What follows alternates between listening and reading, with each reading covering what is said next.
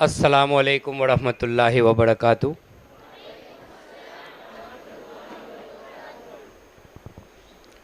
વિદ્યાર્થી મિત્રો, ખૂબ સરસ રીતે ગોઠવાઈ ગયા છો, એ માટે અભિનંદન. ફરી પાછા આપણે એકદમ વ્યવસ્થિત બેસી જઈએ. આજનો આપણો કાર્યક્રમ અસંખ્ય લોકો નિહાળી રહ્યા છીએ અને લાઈવ કાર્યક્રમ છે, એટલે તમારા પક્ષે પણ એટલી જ તકેદારી રાખવી પડશે. આજના કાર્યક્રમના આપણા મુખ્ય મહેમાન જનાબ હઝરત મૌલાના મુફ્તી આસિફ સાહેબ, આપણા પરિવારના સદસ્ય હુસેનભાઈ વોરાજી સાહેબ, મૌલાનાની સાથે પધારેલા એમના ખાસ શિષ્યો, આપણી શાળાના આચાર્ય જનાબ સબ્બીર સાહેબ, સિરાજ સાહેબ, હાફિઝ શફીક સાહેબ અને મારા વાલા વિદ્યાર્થી ભાઈ બહેનો, મુરબ્બી અમલા સાહેબ પણ આપણી વચ્ચે ઉપસ્થિત થવા પામ્યા છે અને રહ્યા છે. સાહેબના નામની પણ આપણે નોંધ લઈએ છીએ. તો દોસ્તો, આપણા માટે ખરેખર ખુશકિસ્મતી અને સઆદતમંદી છે અને એ અવસર છે આપણા માટે કે હઝરતવાલા આપણી વચ્ચે ઉપસ્થિત છે અને આપણને કિંમતી નસીહતો કરવાના છે. તો આપણા સરસ મજાના કાર્યક્રમની શરૂઆત તિલાવતે કુરાન પાકથી કરીશું. શાયર કહે છે કે કોઈ તો હૈ જો નિઝામે હસ્તી ચલા રહા હૈ, વહી ખુદા હૈ, વહી ખુદા હૈ. તો મૌલાના મોહમ્મદ સાહેબને હું વિનંતી કરીશ કે તેઓ તિલાવતે કુરાન પાકથી કાર્યક્રમનો આગાઝ કરે. મૌલાના મોહમ્મદ સાહેબ.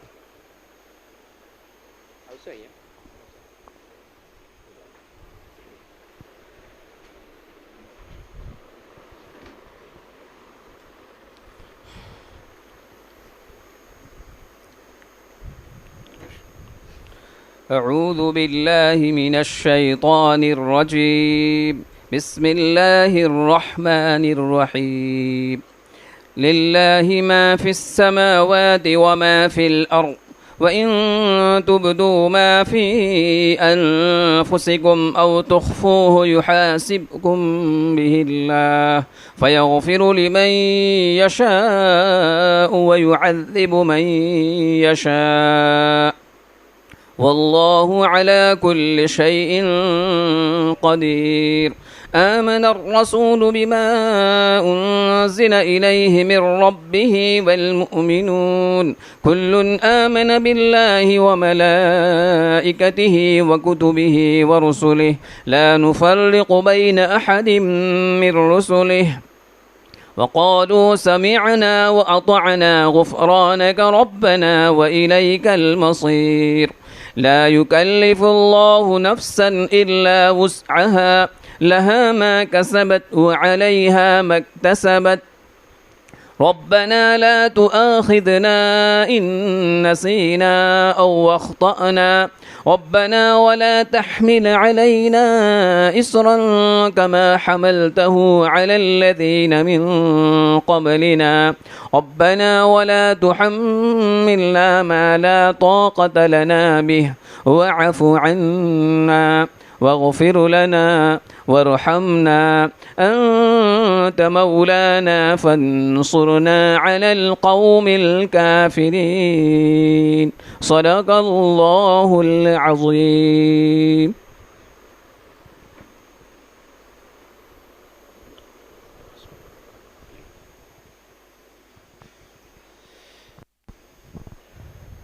દોસ્તો, આપણા એમઆઈ પરિવારમાં મુફ્તી આસિફ સાહેબ પધાર્યા છે.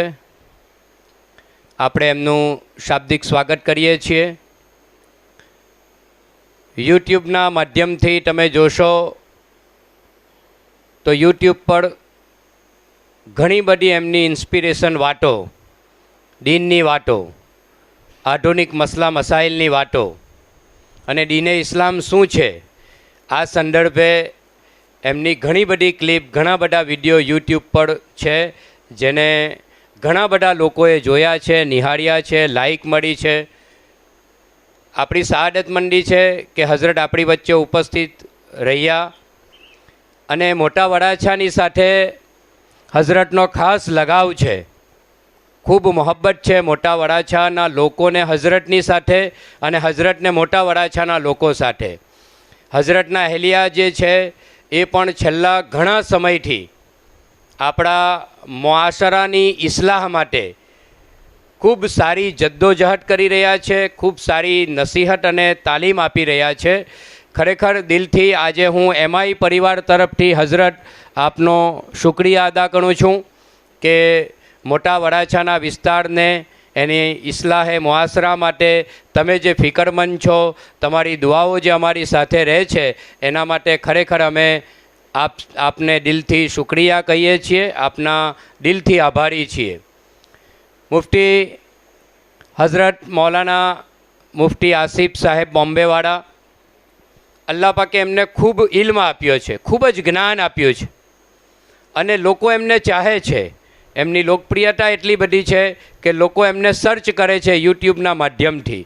અને બીજી એમની એક દીની ખિદમત એ છે કે દીની મસાઇલના માધ્યમથી આખી દુનિયાના લોકોને દીનની બાબતમાં સારી સમજ પેદા થાય, લોકો દીને ઇસ્લામને સારી રીતે સમજે એ માટે ખૂબ સારી રીતે ચેનલ ચલાવી રહ્યા છે.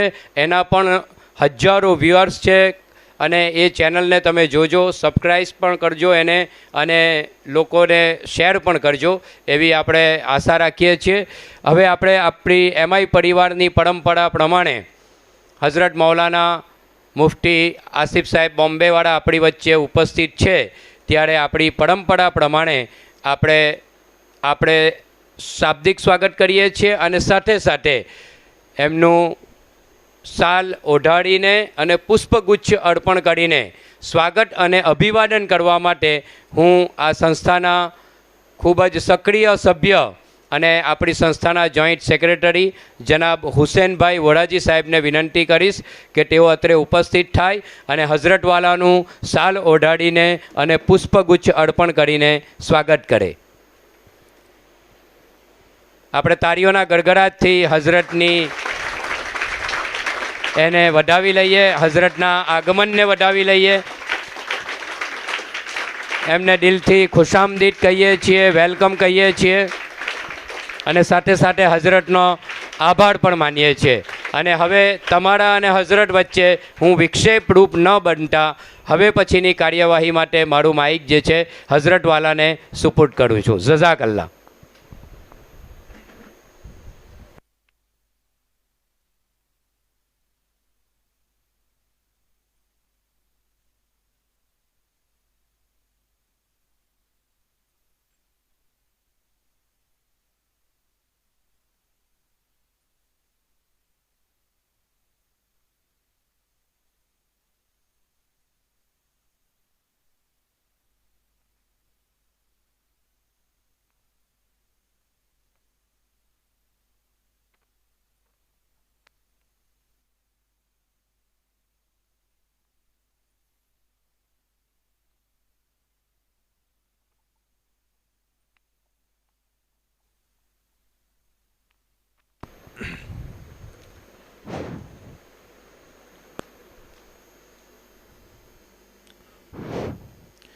السلام عليكم ورحمة الله وبركاته.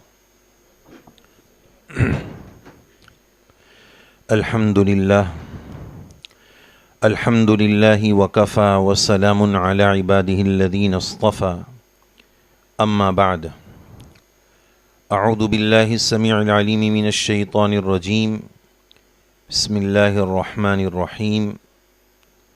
قال الله تبارك وتعالى: اجعلني على خزائن الأرض إني حفيظ عليم. وقال الله تعالى: وأما ما ينفع الناس فيمكث في الأرض. وقال تعالى وإذ ابتلى إبراهيم ربه بكلمات فأتمهن قال إني جاعلك للناس إماما وقال تعالى ولا تقتلوا أنفسكم إن الله كان بكم رحيما وعن أنس رضي الله عنه قال قال رسول الله صلى الله عليه وسلم طلب العلم فريضة على كل مسلم رواه ابن ماجہ صدق اللہ العظیم وصدق رسوله النبی الکریم ونحن على ذلك لمن الشاہدین والشاکرین والحمد للہ رب العالمین۔ ہر ابتدا سے پہلے ہر انتہا کے بعد، ہر ابتدا سے پہلے ہر انتہا کے بعد ذات نبی بلند ہے ذات خدا کے بعد۔ دنیا میں جس قدر احترام کے قابل ہے لوگ، میں سب کو مانتا ہوں مگر مصطفیٰ کے بعد صلی اللہ علیہ وسلم۔ نام محمد سے دلوں کو سرور ملتا ہے، نام محمد سے دلوں کو سرور ملتا ہے، نگاہ فکر کو تازہ شعور ملتا ہے۔ نصیب کیسا بھی ہو واسطہ احمد کا دے کے، نصیب کیسا بھی ہو وسیلہ محمد کا دے کے، خدا سے جو بھی مانگے ضرور ملتا ہے۔ واجب الاحترام محترم بزرگوں، دوستوں اور عزیزوں، اور مدرسہ اسلامیہ کے موقر اساتذہ کرام اور معلمات، اور دل سے بہت زیادہ قریب ہمارے ودیارتھیوں اور اسٹوڈنٹس اور ہمارے عزیز طلباء، آج ہمارے لیے بہت سنہری موقع ہے اور بہت قیمتی موقع ہے کہ آپ کے بستی کے معزز ذمہ داران کی طرف سے اس عاجز گنہگار کو اس قابل سمجھا گیا کہ آپ کے درمیان کچھ دو چار باتیں بطور سبق کے سنا سکیں اور کچھ اہم پیغام دے سکیں۔ سب سے پہلے یہ گنہگار ان تمام ذمہ داروں کا شکر گزار ہے جنہوں نے اس گنہگار عاجز کو، کم علم کو، کم عمل کو اس قابل سمجھا کہ آپ سے کچھ باتیں کر سکیں، آپ سے کچھ ملاقات اور بات چیت ہو سکے۔ اللہ تبارک و تعالیٰ اس بستی کو خوب قبول فرمائے، اس بستی کے ذمہ داران کو قبول فرمائے، اور الحمدللہ ان کی فکروں کا تصور ہمیں بہت حوصلہ دیتا ہے۔ یہاں وہ اپستت ہے، تشریف فرما ہے، ان کے سامنے نہیں کہنا چاہیے، لیکن ایک دل کی بات ہے جو ان کے لیے بھی اپریشیٹ اور حوصلہ افزائی کا باعث ہوگی کہ الحمدللہ ہماری اس بستی کا فیوچر اللہ عز و جل کی ذات سے ہم امید رکھتے ہیں بہت زیادہ تابناک اور بہت زیادہ برائٹنس اور روشن مستقبل ہے۔ ان کی جو فکریں ہیں، علماء کرام کے ساتھ بستی والوں کا جو ربط اور کنیکشن ہے، اس سے ہم قوی امید رکھتے ہیں اللہ تبارک و تعالی بستی کو قبول فرمائے، مدرسے کو قبول فرمائے، اسکول کو قبول فرمائے، اور دین دگنی رات چگنی ترقیات سے مالا مال فرمائے۔ جس طرح ہم یہاں اسٹوڈنٹس اور یہ طلباء بیٹھ کر اس گنہگار کی بات کو سن رہے ہیں، ہمارے آسان دین چینل کے مادھیم سے یہ پیغام دوسری چند اسکولوں تک بھی پہنچ رہا ہے، جس میں بطور خاص مہاراشٹر پونے سے شاہین انسٹیٹیوٹ اور شاہین کالج کے نام سے ایک اسکول چلتا ہے، وہاں کے ودیارتھیوں تک بھی یہ بات پہنچ رہی ہے، اور اسی طرح ویراول کے ایک اسکول کا بھی تقاضا تھا۔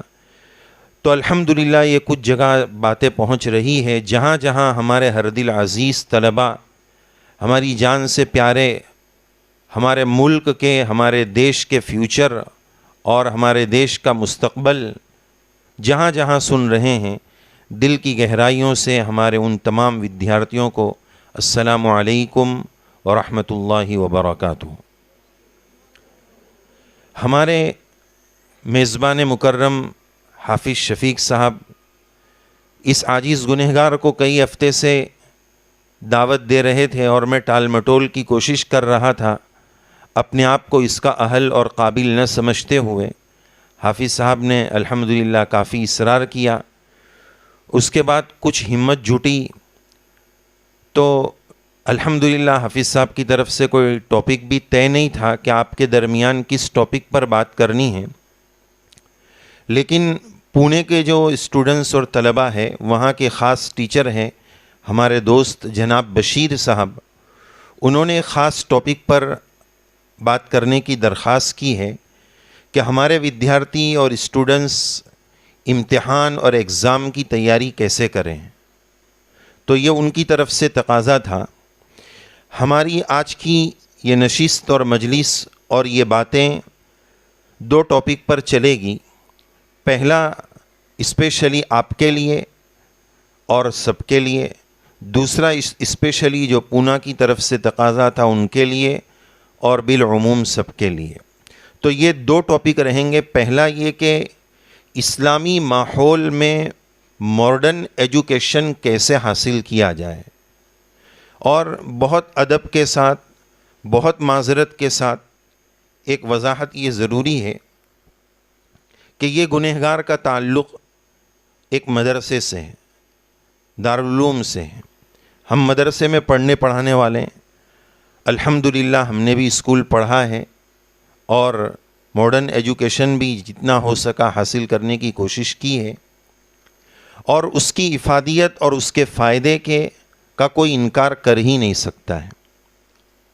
لیکن یہ جو گفتگو اور بات آپ سن رہے ہیں، درخواست یہ ہے کہ یہ سوچ کر اس تصور کے ساتھ نہ سنیں کہ یہ بولنے والا ایک مدرسے کا طالب علم ہے اور ہم اسکول کے اسٹوڈنٹس ہیں۔ اس تصور کے ساتھ اس گنہگار کی بات نہ سنیں، اس تصور کے ساتھ سنیں کہ بولنے والا بھی ایک ایمانی بھائی ہے اور ہم سننے والے بھی ایمان والے ہیں۔ اس نظریے سے انشاءاللہ سنیں گے تو بہت ساری باتیں انشاءاللہ قابل ہضم ہوگی۔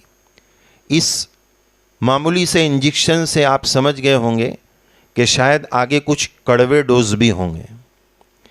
بہرحال اپنی بات شروع کرتا ہوں۔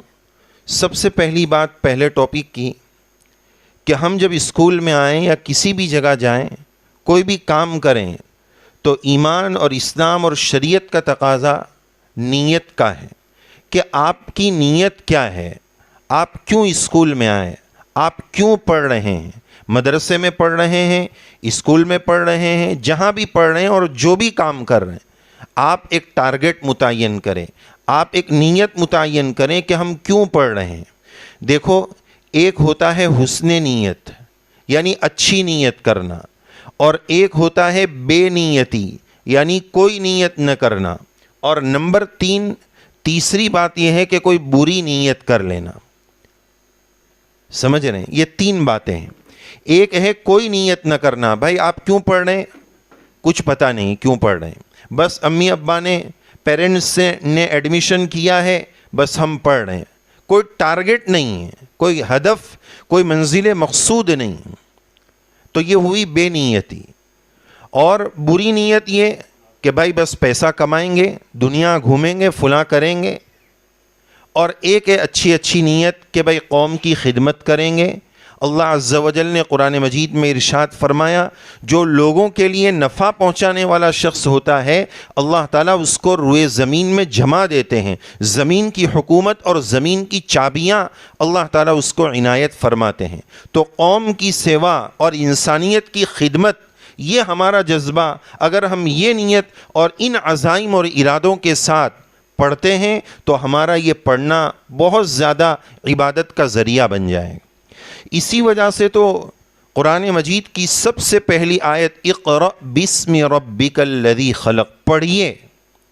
لیکن جو بھی پڑھنا ہے، چاہے وہ علم ہے، چاہے وہ نالج ہے، جو بھی پڑھنا ہے رب کے نام کے بغیر نہیں، دین کو چھوڑ کر نہیں، شریعت اور اسلام سے بیزار ہو کر نہیں، دین کے دائرے اور دین کے سرکل میں رہ کر ایک مسلمان کو ایجوکیشن لینا ہے۔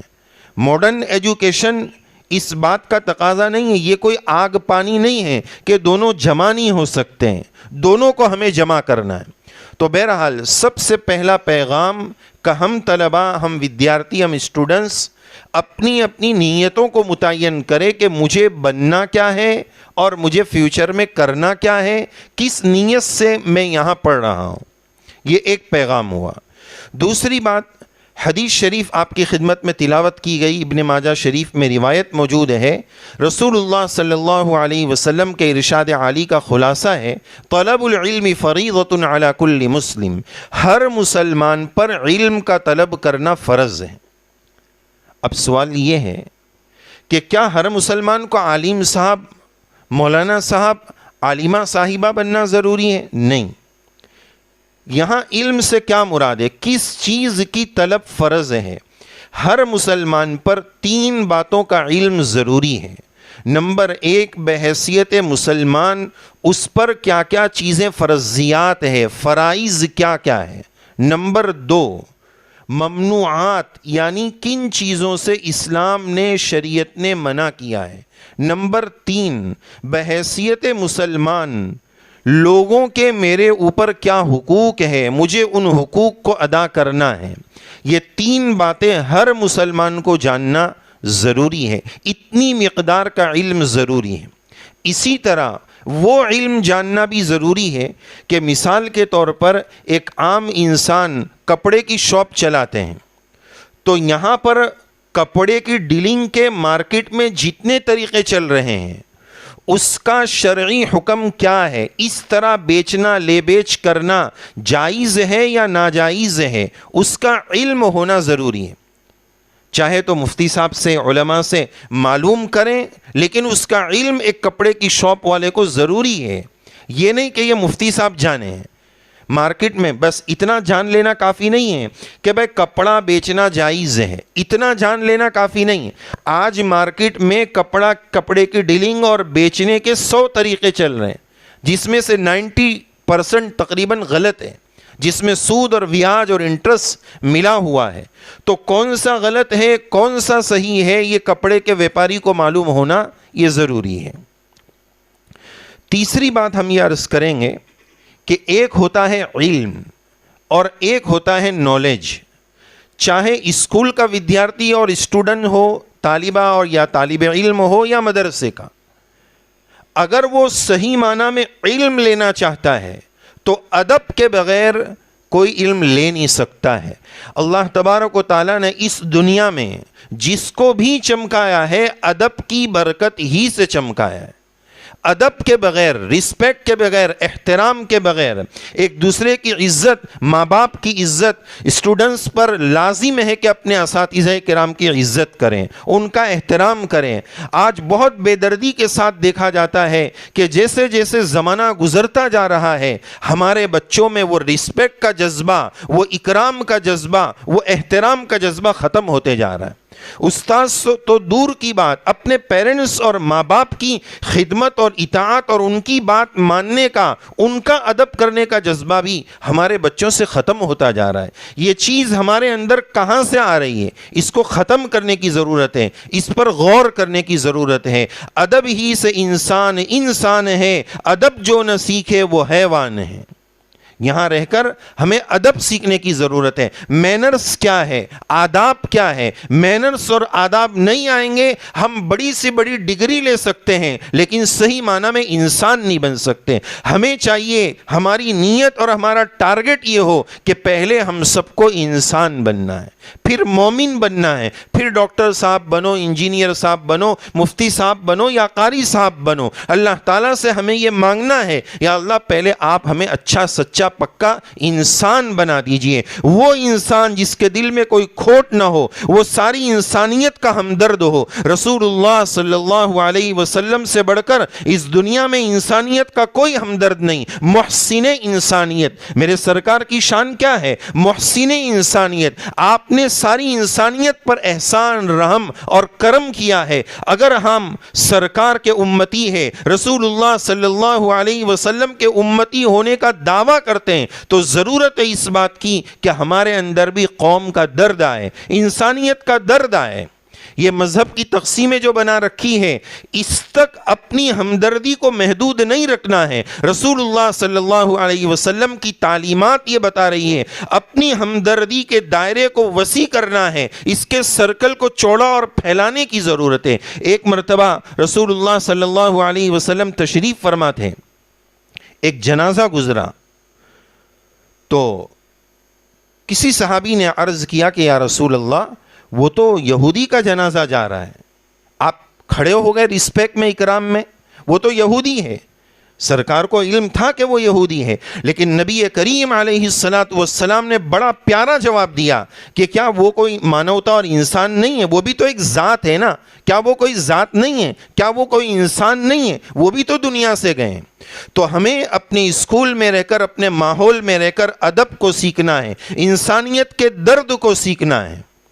ایک مرتبہ حضرت حاجی امداد اللہ مہاجر مکی رحمۃ اللہ علیہ نے اپنے متعلقین سے فرمایا کہ اگر تمہیں ولی کا اونچا درجہ چاہیے تو کسی ایمان والے کے, کسی انسان کے بغیر ایمان سے دنیا کے چلے جانے پر تنہائی میں جا کر تھوڑی دیر رو لو, یہ تم کو بہت اونچا ولی بنا دے گا.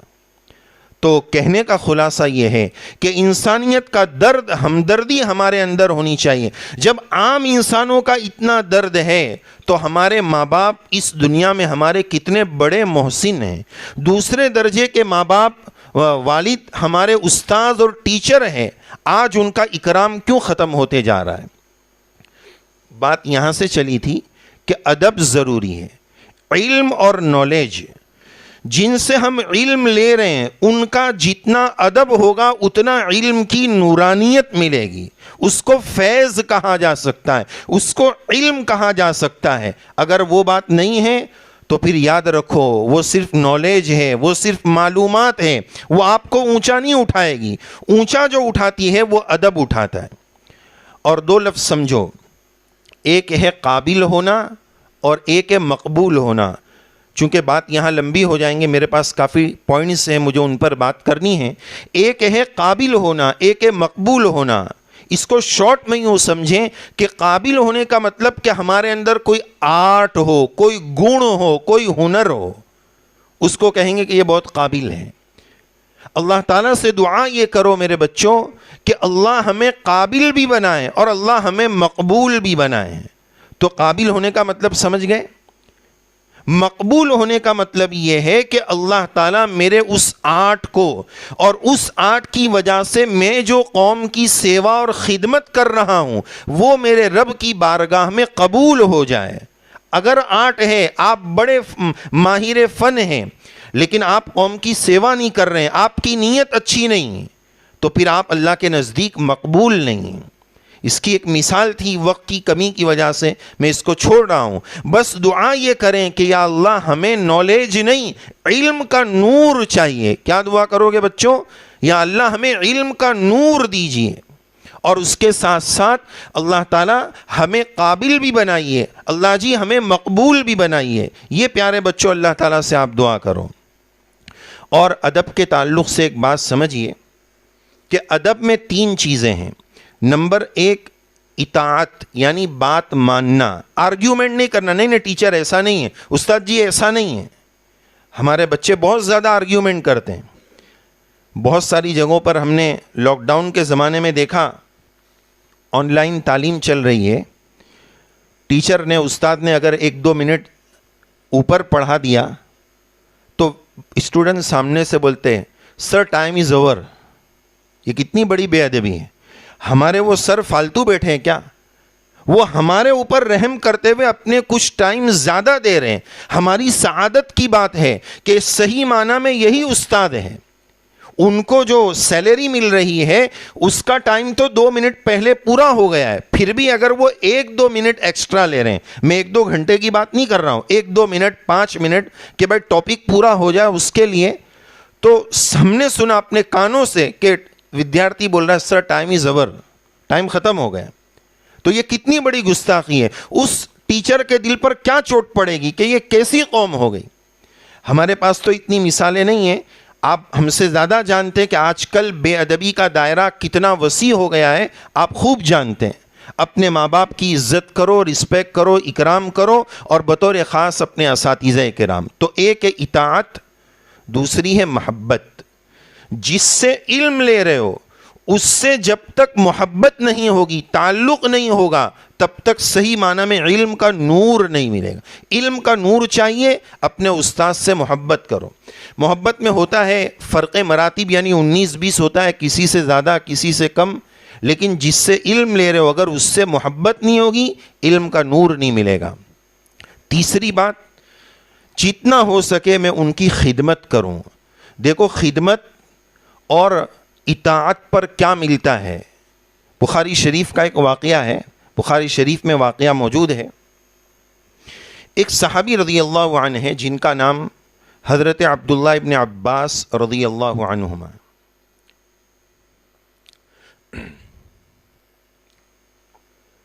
جب رسول اللہ صلی اللہ علیہ وسلم کا وصال ہوا، سرکار دنیا سے پردہ فرما گئے، اس وقت ان کی عمر 13 سال کی تھی. آپ لوگوں میں سے بھی اکثروں کی عمر اسی کے آس پاس ہوگی نا. جب سرکار کا وصال ہوا، دنیا سے پردہ فرما گئے، تو ان کی عمر کتنی تھی بچوں بولو؟ 13 سال. تو آگے جو بات سنانے جا رہے ہیں وہ اس سے پہلے کی بات ہے کہ ایک مرتبہ رسول اللہ صلی اللہ علیہ وسلم فارغ ہونے کے لیے تشریف لے گئے کسی جگہ پر، اور فارغ ہونے کے دوران حضرت عبداللہ ابن عباس رضی اللہ عنہما نے ایک عمل یہ کیا کہ تھوڑی دوری پر وضو کا پانی لا کر رکھ دیا. سمجھ رہے ہیں؟ وضو کا پانی لا کر رکھ دیا. یعنی 11 سال یا 10-11 سال کے آس پاس عمر رہی ہوگی. رسول اللہ صلی اللہ علیہ وسلم کو اس خدمت پر اتنی خوشی ہوئی، سرکار نے پوچھا کہ کس نے رکھا، اور کتنی سمجھداری سے کہ ایک دم قریب نہیں کہ ان کے فارغ ہونے میں حضرت کو جو ہے وہ تکلیف نہ ہو جائے، اور اسی راستے میں تھوڑا سا دور رکھا. تو سب نے بتایا کہ عبداللہ نے رکھا، ابن عباس رضی اللہ عنہ انہوں نے رکھا. سرکار بہت خوش ہوئے. اسی طرح کا ان کا ایک اور واقعہ ہے. یہاں سے کیا پتہ چلا؟ خدمت. مورال کیا ہے؟ عبرت کیا ہے؟ خدمت. دوسرا واقعہ سنو. رسول اللہ صلی اللہ علیہ وسلم نماز پڑھ رہے ہیں. ابن عباس رضی اللہ عنہما نفل کی نیت سے سرکار کے ساتھ نماز میں آ گئے اور پیچھے کھڑے ہو گئے. مسئلہ یہ ہے کہ جب ایک مقتدی اور ایک ہی امام ہو تو اس طرح بازو بازو میں کھڑے رہیں. وہ پیچھے کھڑے ہو گئے. سرکار نماز میں ان کو آگے کرتے، وہ پیچھے چلے جاتے، آگے کرتے، وہ پیچھے چلے جاتے. نماز پوری ہو گئی. سرکار نے پوچھا عبداللہ ہم آپ کو آگے کر رہے تھے، آپ پیچھے جا رہے تھے. اس جواب پر قربان جائیے، دنیا کے تمام ادب اس ادب پر قربان. ابن عباس فرماتے ہیں یا رسول اللہ آپ امام الانبیاء ہے، آپ امام الانبیاء ہے، میں آپ کے بازو میں کھڑا ہو جاؤں، میری کیا اوقات ہے کہ میں آپ کے بازو میں کھڑا ہو جاؤں؟ میں آپ کے بازو میں کھڑا ہونے کی میری کوئی پوزیشن، حیثیت، کوئی اوقات ہی نہیں. ایک واقعہ خدمت بتا رہا ہے، ایک ادب بتا رہا ہے کہ کس درجے کا ادب. اس دو کی برکت سے حضرت عبداللہ کو کیا ملا پتہ ہے آپ کو؟ سرکار کی 2 دعا ملی. رسول اللہ صلی اللہ علیہ وسلم نے ایک دعا یہ دی، فقہہ فی الدین، یا اللہ ان کو دین کی خوب سمجھ دے دیجئے، دین کا فقہ ان کو دے دیجئے. اور دوسری دعا یہ دی، اللہم علمہ الکتاب، یا اللہ کتاب مقدس قرآن مجید کا ان کو عالم بنا دیجئے. تو آپ سنیے، قرآن مجید کی تفسیر اور گائیڈ، اس کے سب سے بڑے امام اگر کوئی دنیا میں ہے تو وہ رئیس المفسرین حبر الامہ عبداللہ ابن عباس رضی اللہ عنہما تفسیر کے امام ہیں. ان کو یہ درجہ کیوں ملا؟ ان کو یہ درجہ کیوں ملا؟ خدمت اور ادب. اپنے استاذ کی خدمت، اپنے استاد کا ادب. تو جس ودیارتھی اور جس طالب علم میں یہ 2 باتیں ہوگی، استاذ کی دعا دل سے نکلے گی، آج کیا ہوتا ہے؟ دعا میں یاد رکھ جاؤ، دعا میں یاد رکھ جاؤ، دعا میں یاد رکھ جاؤ، دعا. ارے بھائی یہ سب فارمیلٹی ہے. اصل دعا تو وہ ہے جو میرے ابا کے، میری ماں کے دل سے نکل جائے، میرے استاذ کے دل سے نکل جائے. ہم ماں باپ کے سامنے بولتے ہیں ماں کی دعا لینی ہے، ماں سو گئی ہو، جا کر فارمیلٹی آپ کر لو، رسم کر لو کہ اماں کے پاؤں پر ہاتھ رکھ دو، 1 منٹ دبا دو. خدا کی قسم وہ ماں کے دل سے نکلی ہوئی دعا تمہاری اور میری دنیا بدل سکتی ہے. وہ جو کام، وہ دعا جو کام کرے گی نا، بڑے بڑے بزرگوں کی 1-1 گھنٹے کی دعا شاید کام نہ کر سکے جو ماں کے دل سے اس خدمت پر دعا نکلے گی. تو میرے عزیز طلبہ، آپ ارادہ کرو ہم خدمت کو لازم پکڑیں گے، ہم خدمت کریں گے. خدمت کا جذبہ ہمارے بچوں سے نکل رہا ہے، ادب نکل رہا ہے. ادب اور خدمت یہ 2 چیزیں ہمیں لازم پکڑنی ہیں، ہم اس کا اہتمام کریں گے. ارادہ کرتے ہیں نا بچوں؟ اگلی بات سنیے، یہ جو ہم علم حاصل کرتے ہیں، ہم ماڈرن ایجوکیشن لے رہے ہیں، اس کی نیت کیا ہوتی ہے؟ لوگ کس بنیاد پر یہ ماڈرن ایجوکیشن لیتے ہیں؟ عصری تعلیم، جس کو ہماری لینگویج میں عصری تعلیم بولتے ہیں، وہ کیوں لیتے ہیں؟ ایک وجہ بعض لوگ یہ بولتے ہیں جو غیر معتبر ہے کہ اس ایجوکیشن سے ہمارے پیٹ کا مسئلہ جڑا ہوا ہے، پیٹ کے لیے. یہ نیت غلط ہے. یہ نیت ایسی ہے جیسے کسی نے بھینس خریدی تو اس کو پوچھا جائے آپ بھینس کیوں خرید رہے ہیں، تو وہ یوں جواب دے کہ گوبر کے لیے. آپ یہ علم کیوں لے رہے ہیں؟ پیٹ کے لیے. یہ ویسا ہی جواب ہے. ہم کو یوں کہنا ہے کہ یہ علم ہم اس لیے لے رہے ہیں کہ قوم کی، انسانیت کی سیوا کریں گے، ڈاکٹر بنیں گے. ہماری قوم کو ڈاکٹر کی ضرورت ہے، ہماری قوم کو انجینئر کی ضرورت ہے، ہماری قوم کو اچھے لائر کی ضرورت ہے. اگر میرے پاس قوم کی خدمت کا جذبہ ہوگا تو ڈاکٹر بنے گا، ورنہ وہ ڈاکٹر نہیں، وہ ڈاکو بنے گا. آج کیوں قتل خانے کھلے ہوئے ہیں؟ آج کیوں لائنیں لگی ہوئی ہے؟ آج کیا وجہ ہے؟ دل پر ہاتھ رکھ کر بولو. لوگ سخت بیماریوں میں ڈاکٹر ہاسپٹل کے پاس جانے سے کیوں ڈر رہے ہیں؟ ڈر رہے ہیں کہ نہیں ڈر رہے ہیں؟ کیوں ڈر رہے ہیں؟ کیا وجہ ہے؟ اردو میں ہاسپٹل کو کیا بولتے ہیں؟ شفا خانہ ہے. شفا خانے، اگر شفا خانہ ہوتا تو کیوں دردی اور مریض اور پیشنٹ وہاں جانے سے کیوں ڈرتا؟ ڈر کیا؟ کیوں ڈر اتنا پیدا ہو گیا؟ معلوم یہ ہوا کہ معاملہ گڑبڑ ہو رہا ہے. تو بہرحال ہمیں یہ کہنا ہے ہم علم کیوں لے رہے ہیں؟ بچوں بولو. قوم کی سیوا کریں گے، انسانیت کی خدمت کریں گے. اور اگر آپ یوں بولیں گے بھینس دودھ کے لیے لے رہے ہیں تو پلس گوبر تو مل کر رہے گا. پیٹ کا مسئلہ اللہ تعالیٰ خود بخود حل کر دیں گے. اچھا یہ بتاؤ، جو ماڈرن ایجوکیشن نہیں لیے ہوئے ہیں، کیا وہ بھوکے مر رہے ہیں؟ کیا ان کے پیٹ کا مسئلہ حل نہیں ہو رہا ہے؟ جو دارالعلوم اور مدرسے میں پڑھا رہے ہیں ان کے پیٹ کا مسئلہ حل نہیں ہو رہا ہے؟ تو ہم اپنی نیتوں کو درست کریں کہ مجھے پیسہ کمانے کی مشین نہیں بننا ہے، مجھے قوم کی خدمت اور سیوا کی نیت سے یہ ایجوکیشن لینا ہے. گوبر انشاءاللہ خود بخود ملے گا، بہت ملے گا انشاءاللہ. جتنا جذبہ بلند ہوگا، خدمت کے عزائم جتنے بڑے ہوں گے، انشاءاللہ اتنا زیادہ گوبر ملے. گوبر سمجھ لینا مراد کیا ہے، ورنہ بچے پریشان ہو جائیں گے کہ گوبر کیا بول رہے مولانا. ہوشیار بچے ماشاءاللہ. اگلی بات سنیے. تو ایک وجہ تو لوگ یہ بتاتے ہیں. دوسری وجہ جو مین ہونی چاہیے وہ آپ کو ذکر کر دی کہ میری ذات سے کسی کو تکلیف نہ ہو. علم ہوگا تو آدمی کو پتہ چلے گا مینرز کیا ہے.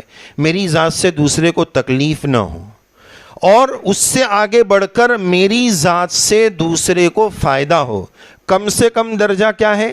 میری ذات سے کسی کو تکلیف نہ ہو.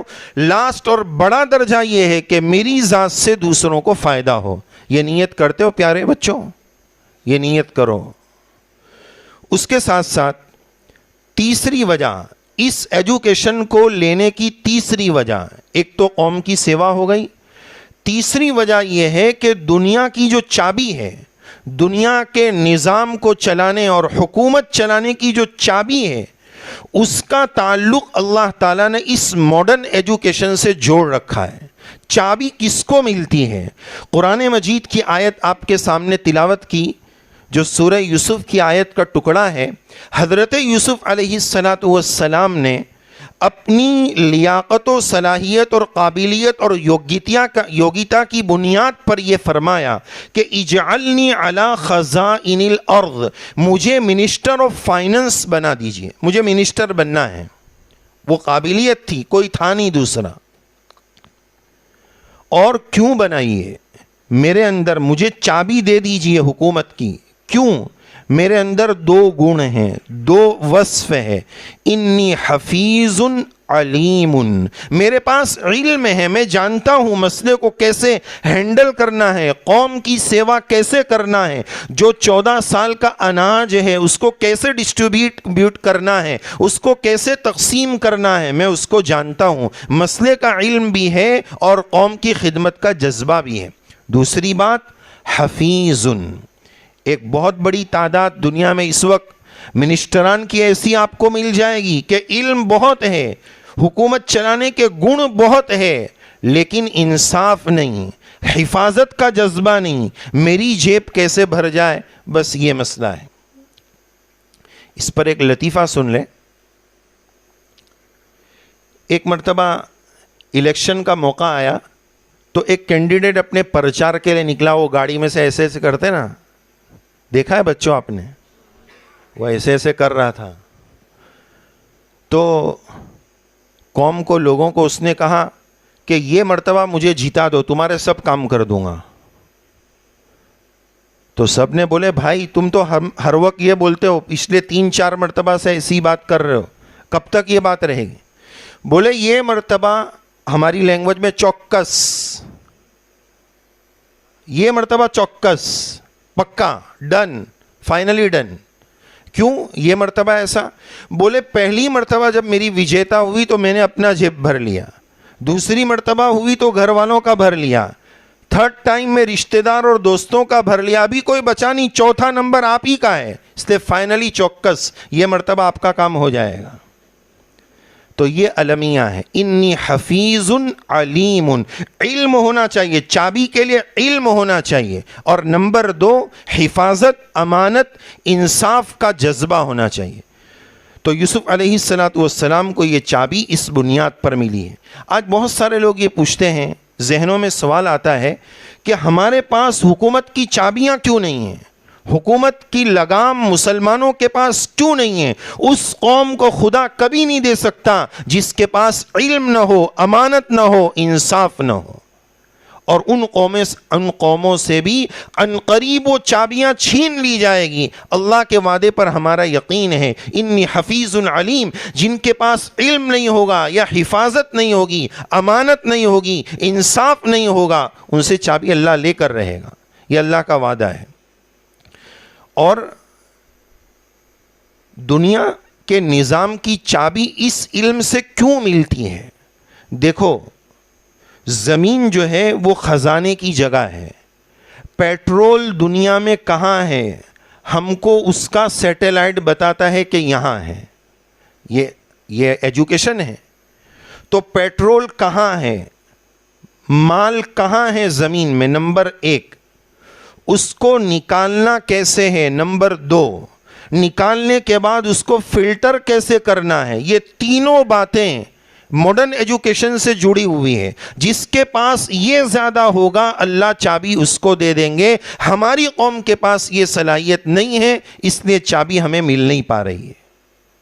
بہت دھیان سے یہ بات سمجھنے کی ضرورت ہے، تھوڑی گہری باتیں ہیں. اگلی بات سمجھیے کہ ہم الحمدللہ جس اسکول میں پڑھ رہے ہیں، اس کے اسلامیہ اس کے نام کا حصہ ہے. یہ بہت اچھی بات ہے، یہ بہت کمال کی بات ہے. بلکہ یہ گنہگار یہ کہے گا کہ بہت سارے اسکولز کے نام اقرا ہوتے ہیں. یہ گنہگار یہ کہے گا کہ مجھے اسلامیہ وہ اقرا سے بھی اچھا لگا. اقرا پڑھو لیکن بسم ربک الذی ختم ہو جاتا ہے تو وہ حقیقت سے بھی لوگ ختم کر دیتے ہیں. اسلامیہ میں سب آ گیا، وہ اسم رب اسلامیہ میں آ گیا. الحمدللہ اللہ کا شکر ہے اللہ تعالیٰ نے ہمیں ایسی بستی، ایسا اسکول اور ایسے اساتذہ، ایسا اسٹاف اور ایسے پرنسپل عطا فرمائے. ہمیں اس کی قدردانی کی ضرورت ہے. جتنی قدر ہوگی اللہ اتنا نوازیں گے. دیکھو وقت جو ہے نا، وقت انگلش میں کیا بولتے ہیں؟ Time is gold. لیکن عربی میں بولتے ہیں الوقت هو الحیات. وقت ٹوٹلی زندگی ہے، گیا وقت پھر ہاتھ آتا نہیں ہے. وقت کی دو مثال ہیں. وقت ربڑ کی طرح ہے، وقت برف کی طرح ہے. وقت، دھیان سے سنو بچوں، وقت ربڑ کی طرح ہے اور وقت برف کی طرح ہے. ربڑ کو کھینچتے ہیں وہ اتنا آپ کھینچ سکتے ہیں. 1 گھنٹے میں آپ اس کو جتنا کھینچ کر کام میں لائیں گے اتنا آپ کا کام ہو جائے گا. 2 کام کے بیچ میں 2 منٹ نکلے، اس میں آپ تیسرا کام کر لیں گے. جتنا کھینچیں گے اتنا وہ ربڑ کی طرح وقت بڑھے گا. اور جو مس یوز کرے گا، ضائع کرے گا، موبائل میں آوارگی کرے گا، بے حیائی کرے گا، وہ اپنے وقت کو ضائع کرے گا. وہ برف کی طرح اس کا وقت پگھل جائے گا. تو یہ مثال یاد رکھو، جو وقت کا قدردان ہے وہ ربڑ کی طرح ہے، جو وقت کو ضائع کرتا ہے وہ جو ہے برف کی طرح ہے. تو علم جو ہے، علم کی اہمیت کا آپ اندازہ اس بات سے لگائیں. ایک پوائنٹ سنیں، رسول اللہ صلی اللہ علیہ وسلم کی دنیا میں تشریف آوری سے پہلے کا جو دور تھا اس کو کہتے ہیں دور جاہلیت. کیا بولتے ہیں؟ دور جاہلیت. جاہلیت تو سمجھتے ہیں نا، دور جاہلیت یعنی ان ایجوکیٹڈ لوگ سب بھرے ہوئے تھے. تو آپ نے سنا ہوگا، اسلامی تاریخ میں، سیرت میں پڑھا ہوگا کہ رسول اللہ صلی اللہ علیہ وسلم کی دنیا میں تشریف آوری سے پہلے ہر گناہ معاشرے میں عام تھا. زنا، شراب، ہر قسم کا گناہ تھا. تو اس کو دور زنا کیوں نہیں کہا گیا؟ دور بے حیائی کیوں نہیں کہا گیا؟ دور شراب کیوں نہیں کہا گیا؟ کیا کہا گیا؟ دور جاہلیت. یہ جاہلیت ایک ایسی بیماری ہے کہ اس کی وجہ سے سب گناہ ہوں گے. اس سے اندازہ لگاؤ کہ علم کتنی بڑی چیز ہے کہ وہ ہوگا تو سب گناہ ختم ہو جائیں گے. وہ دور جاہلیت تو سرکار کا دور، دور علمیت، وہ علم کا دور تھا، وہ وحی کا دور تھا. تو اس کی وجہ سے سب گناہ آہستہ آہستہ ختم ہوئے. اور کیسے ختم ہوئے؟ شراب کی حرمت آتی ہے، 1000 ٹن شراب صحابہ بہا دیتے ہیں. بس حرام تو حرام، اللہ کا حکم ہے، بس اس کو ضائع کر دو. اپنا تو یہ کہ بھائی مولانا نے بولے ہیں کہ ٹی وی حرام ہے، اپنے کو نہیں رکھنا ہے، تو فوراً مفتی صاحب کے پاس مسئلہ آیا کہ ہندو کو بیچ دے تو چلے، پیسہ مل جانا چاہیے بھائی، گناہ سے تو بچنا ہے. وہاں یہ تھا کہ نہیں، بس حرام بات ختم، پھینک دو اس کو، اب ختم، یہ شیطان چاہیے ہی نہیں. اور ہمارا تو یہ فوراً کہ ٹی وی نکال دیں گے، اچھی بات ہے، مولانا نے بہت برابر کہا، لیکن 25,000 کا ٹی وی ہے کیا کریں گے؟ کوئی مسئلہ فوراً پوچھو کہ غیر کو بیچ سکتے کہ نہیں، کھانچا نکالنا ہے کہ پیسے بھی بچ جاوے. یہ ہمارا حال ہے. اچھا، اس وقت اب تھوڑی سی کڑوی بات. ماڈرن ایجوکیشن میں عمومی طور پر، یہاں کی بات ایسا ضرور نہیں، ہماری قوم کا ایک المیہ یہ ہے نا کہ کوئی بھی مائنس پوائنٹ کی بات آتی ہے تو بہت سارے لوگ تنگ نظری اور تنگ مزاجی کو اس کو اپنے اوپر لے لیتے ہیں. اور کچھ مستی میں کیا کرتے ہیں پتہ ہے؟ جیسے مجمع میں ہو تو کسی میں کوئی بیماری ہو، دیکھ تیرے بارے میں بول رہے مولانا، یا تو انگلی سے کریں گے یا آنکھ سے، تارا ماٹے چھے جو ہوں گئے چھے. یہ ہماری ایک بیماری ہے. ارے بھائی اس کو میں میرے اوپر لوں، یہ میرے لیے، اس کے لیے ہے کہ نہیں وہ جانے، مجھے اپنے اوپر لینا ہے. تو ٹارگٹ کوئی اور نہیں ہے، ہم سب ہیں. بہت گہرائی کے ساتھ، بہت دھیان کے ساتھ آگے کی بات سمجھنی ہے. دیکھیے، یہ ماڈرن ایجوکیشن میں یہاں جو بھی ہے ٹھیک ہے، لیکن جنرلی طور پر جو ایجوکیشن کا نظام چلایا جا رہا ہے اس میں ایک عام تأثر اور اثر یہ دیا جا رہا ہے، ذہنیت یہ بنائی جا رہی ہے کہ اللہ وغیرہ کوئی چیز نہیں ہے، آخرت کوئی چیز نہیں، یہ صرف ایک امیجینیشن ہے، یہ صرف ایک تصورات ہے، یہ صرف خیالات ہے، اس کا حقیقت سے کوئی تعلق نہیں ہے. صاف لفظوں میں ایسا بولا نہیں جا رہا ہے، لیکن ایسا ماحول بنایا جا رہا ہے. کیسے؟ ابھی آپ کو آگے کی مثال سے سمجھ میں آئے گا. ایک چیز یہ سمجھائی گئی، ڈاروین کا نظریہ ارتقاء جس کو اردو میں بولتے ہیں، اس کا مطلب کیا ہوتا ہے کہ بھائی ہمارے بچے کو اگر ہم نے صحیح معنی میں دین دے دیا، پہلے اس کو اینٹی بائیوٹک دے دیا، ابھی کورونا لگا نہیں ہے، اس سے پہلے ویکسین لگا دو تاکہ لگے نہیں، وہیں سے بھاگ جاوے. تو یہ جراثیم اور جمس جو بے ایمانی اور شریعت کے خلاف جو جمس ہماری نسلوں میں ڈالے جا رہے ہیں، اس کا اینٹی بائیوٹک پہلے ایڈوانس میں ہمیں دینا ہے. کیا جمس چل رہے ہیں سنیے. ہونا یہ چاہیے تھا کہ ہمارا بچہ پہلے سے مکتب میں، مدرسے میں، اسکول میں، دینی ماحول میں یہ سمجھ لے کہ بھائی اللہ تعالیٰ نے ہمیں پیدا کیا ہے. آدم علیہ السلام کو اللہ تعالیٰ نے پیدا کیا. یہ بندر وندر سب بیکار کی بات. اگر پروف چاہیے تو لاجیکلی آپ بتاؤ نا کہ بھائی یہ ٹپائی ہے، یہ لکڑا ہے، اس کے اسٹیپس کیا ہے، یہ تپائی بنی کیسے؟ پہلے کسی ٹری اور جھاڑ اور درخت کا ایک حصہ تھی، ڈیولپ ہوتے ہوتے اسٹیپ بائی اسٹیپ یہ آخر میں اس کا یہ فائنلی یہ شکل بنی. تو آج سمجھو 10 اسٹیپ کے بعد یہ بنی.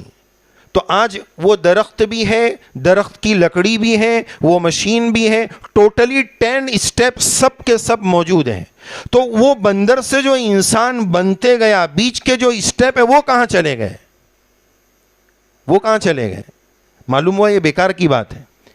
درخت سے کی لکڑی سے یہ ٹپائی بنی تو بیچ کے اسٹیپ سب موجود ہیں نا، کہ بیچ کے سب غائب ہو گئے. تو بندر سے انسان بنا، بیچ کا سب گیا کہاں؟ سب اڑ گیا. معلوم یہ ہوا کہ سب اڑی ہوئی بات ہے، پھیکم پھاک ہے. دیکھو دوسری بات، پانی کیسے بنتا ہے؟ سائنس میں اگر ہمیں یہ پڑھا دیا گیا کہ 2 گیس مل کر پانی بنتا ہے، ایسا ہی ہے، میں زیادہ پڑھا لکھا نہیں ہوں، ایسا ہی ہے کہ 2 گیس مل کے پانی بنتا ہے. بولے ہو بہت پوائنٹ کی بات سمجھائی، لیکن ذہنیت یہاں لے جائی جا رہی ہے کہ پانی اللہ نے پیدا کیا ہے. بولے بس 2 گیس ملی بن گیا. رہے ایسا نہیں ہے، اللہ کی قدرت ہے. وہ 2 گیس کس نے بنائی؟ اس 2 گیس کو ملانے کے بعد یہ پروسیس پانی کی شکل میں بدلنے کا کس طاقت نے کیا؟ اسی طاقت کا نام اللہ ہے. یہ بتا دیتے ہو کہ 2 گیس ملی تو پانی بن گیا. گیس کس نے بنائی؟ گیس مل کر پروسیس ہو کر پانی بنا، وہ کس طاقت نے بنایا؟ وہ نہیں بتایا جا رہا ہے. اچھا ایک اور بات، بچہ کیسے پیدا ہوتا ہے؟ تو بولے کہ بس بچہ ماں کے پیٹ میں ایسے ڈیولپ ہو جاتا ہے، نیچرلی سسٹم سے وہ بچہ ماں کے پیٹ میں بڑھتے رہتا ہے. بس وہ نیچرلی سسٹم ہے، اوٹو سسٹم ہے. یہ تعلیم یہ سکھا رہی ہے. لیکن قرآن مجید یہ کہہ رہا ہے هُوَ الَّذِي يُصَوِّرُكُمْ فِي الْأَرْحَامِ. یہ جو بچے کا نقشہ، ناک نقشہ ٹوٹلی وہ اللہ بنا رہے ہیں. وہ بولے بس اوٹو سسٹم پر ڈیولپ ہو رہا ہے.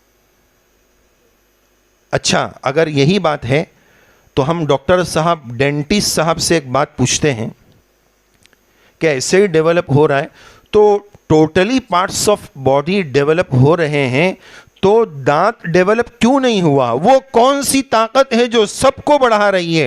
Totally parts of body develop ہو رہے ہیں، دانت نکل بھی نہیں پا رہا. اس کو کس نے پیدا ہونے سے روک دیا؟ کیوں روک دیا؟ کیا وجہ ہے؟ اس کا ریزن یہ ہے کہ وہ رب العالمین ہے. اس نے اس ماں کی ممتا کی وجہ سے کہ آگے جا کر پیدا ہو کر اس بچے کو ماں کا دودھ پینا ہے، تو دودھ پینے کے لیے دانت نہ ہوگا تو ہی ماں اس پر رحم کھا سکے گی. اس بنیاد پر، اس حکمت کی وجہ سے رب العالمین کا یہ نظام ہے. اس نظام حکمت اور نظام الہی کے ساتھ ہمیں ماڈرن ایجوکیشن کو لینا ضروری ہے. یہ جو جمس آ رہے ہیں، یہ جو جراثیم آ رہے ہیں، بہت تیزی کے ساتھ آ رہے ہیں. تعلیم کون دے رہی ہے؟ تو بولے سرسوتی دیوی دے رہی ہے. رب کریم فرما رہے علم الانسان ما لم یعلم. سکھانے والا وہ رب ہے، کوئی اور نہیں. تو ہمیں دین لینا ہے، ایجوکیشن لینا ہے، دین کے ماحول میں لینا ہے، اپنے عقیدے کو مضبوط کرنا ہے، اور ایڈوانس میں اتنا ہائی ڈوز اینٹی بائیوٹک لے لینا ہے کہ بڑے سے بڑا جمس میرے ایمان میں، استقامت میں حرکت نہ پیدا کر سکے، اس کو ہلا نہ سکے. سمجھ رہے ہیں نا بات؟ آپ بات سمجھ رہے ہیں نا؟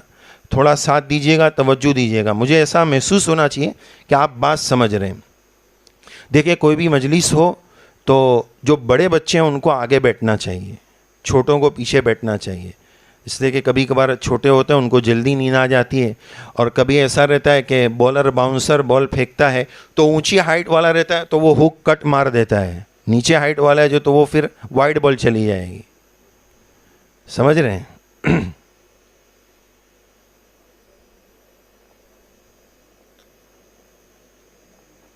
آپ لوگ تھک تو نہیں رہے بچوں؟ ابھی تو ایک ٹاپک پورا باقی ہے, اب آپ نے بلایا تو پورا وصولی کرنا پڑے گا. اچھا, ایک اہم بات یہ سنیے, بہت اہم بات ہے. سچر کمیٹی کی رپورٹ کے مطابق ہمارے دیش میں اسکولز میں, کالجز میں ماڈرن ایجوکیشن کے بچے جو نالج علم لے رہے ہیں, پڑھ رہے ہیں, وہ 3% ہیں, اور مدرسوں میں پڑھنے والے بچے مدرسے میں پڑھنے والے بچے 3% ہیں, اور اسکول اور کالجز وغیرہ میں عصری تعلیم میں ماڈرن ایجوکیشن میں 97 ہیں %. یہ سچر کمیٹی کی کئی سال, 2-4 سال 5 سال پرانی رپورٹ ہے. اب ایک نعرہ آپ نے آج بہت سنا ہوگا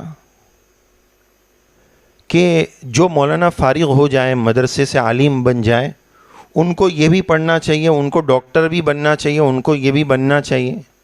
اچھی بات ہے, بننا چاہیے. ماشاءاللہ یہ ہمارے مولانا عبد الرحیم صاحب ہیں, یہ عالم بھی ہے, اور اس کے بعد انہوں نے ماشاءاللہ ادھر ہی کہیں کالج میں بھی پڑھا, بہت اچھی بات ہے, کوئی مسئلہ نہیں. لیکن آج یہ شور بہت اٹھایا جا رہا ہے کہ یہ 3% کی بہت فکر کی جا رہی ہے, ان پر اتنی دیا کیوں ہے؟ سمجھ رہے ہیں؟ بہت دھیان سے بات سننا کہ ان کو ایجوکیشن لینا چاہیے. اچھی بات ہے, لیں گے, کوئی مسئلہ نہیں ہے, کوئی بری چیز نہیں ہے, وہ بھی ثواب کا کام. لیکن ہماری اتنی فکر کیوں ہے؟ اچھا, اگر وہ مولانا صاحب ڈاکٹر صاحب بھی بن گئے تو وہ بولنا پڑے گا مولانا صاحب ڈاکٹر صاحب, صاحب ایک نکال دو, مولانا ڈاکٹر صاحب. اب اگر آپ اس مولانا ڈاکٹر صاحب کو بولیں گے کہ ہماری مسجد میں آپ نماز پڑھائیں, تو وہ مولانا ڈاکٹر صاحب نماز پڑھائیں گے؟ پڑھائیں گے؟ بھائی ہماری ڈسپینسری ہے, ہاسپٹل ہے, وہ سب دیکھنا ہے, تو وہ پھر ادھر کو لے جائیں گے. تو ایک سوچ یہ ہے, ایک دور کی پلاننگ یہ ہے کہ ہماری مسجدیں امام صاحب سے, عالموں سے خالی ہو جائے, یا ایسے ہاتھوں میں وہ کرسیاں چلی جائیں جو اس کے بالکل اہل نہ ہو. مسجدوں کو خالی کرنا ہے. یہ ایسی بات نہیں, آپ گہرائی کے ساتھ سوچیں گے تو سمجھ میں آئے گا. اچھا, ادھر جو 97% ہے ان کو اتنے ہیوی ڈوز کے جمس دیے جا رہے ہیں. اس جمس اور جراثیم کو مارنے کے لیے جس اینٹی بائیوٹک کی ضرورت ہے, اس 97 کی فکر کیوں نہیں ہو رہی کہ ان کا ایمان کیسے بچے, ان کے اندر ادب اور اخلاق کیسے آئے, ان میں قرآن و سنت کیسے زندہ ہو, اس کی فکریں کیوں نہیں ہو رہی؟ یہ سمجھنے کی ضرورت ہے. اسی طرح اگلا پوائنٹ یہ ہے کہ بہت ساری جگہوں پر اسکول میں معذرت کے ساتھ, معافی کے ساتھ, تھوڑا کڑوا ڈوز ہے. بولتے ہیں کہ ہمارے یہاں اسلامی اسکول ہے, تو بولتے ہیں کہ اسلامی اسکول ہے تو اس میں کیا ہوتا ہے؟ اچھا ایک بات بتاؤ کہ اسلامی اسکول ہے تو دینیات کا سیکشن اور پیریڈ کون سی ککشا تک ہے, کون سی کلاس تک ہے؟ تو بولے 6 تک ہے, 7ویں تک ہے, 8ویں تک ہے. اس کے بعد ارے یہ عمر تو کچی عمر تھی, رٹو عمر تھی کہ ابھی تو صرف رٹنا ہے. جو اس کا ذہن اور مائنڈ جو براڈ ہوا ہے, جو پھیلا ہے, سمجھنے کی جو شکیت ہے اس میں اور طاقت پیدا ہوئی ہے, وہ تو اب جا کر پیدا ہوئی. جب وہ صلاحیت پیدا ہوئی تو دنیات اڑا دیے, بولے نہیں اب دنیات کی ضرورت نہیں ہے. ماشاءاللہ ہمارا اسٹوڈنٹ علامہ بن گیا, تو وہ علامہ میں کیا بنا بتاؤ؟ ارے سب بیوقوف بنانے کے دھندے. کیا علامہ بنا؟ بولے مدرسے میں جاتا ہے اور یہاں بھی پڑھتا ہے. کیا علامہ بنا بتاؤ؟ بولے میرے بچے کو 25 دعائیں یاد ہیں.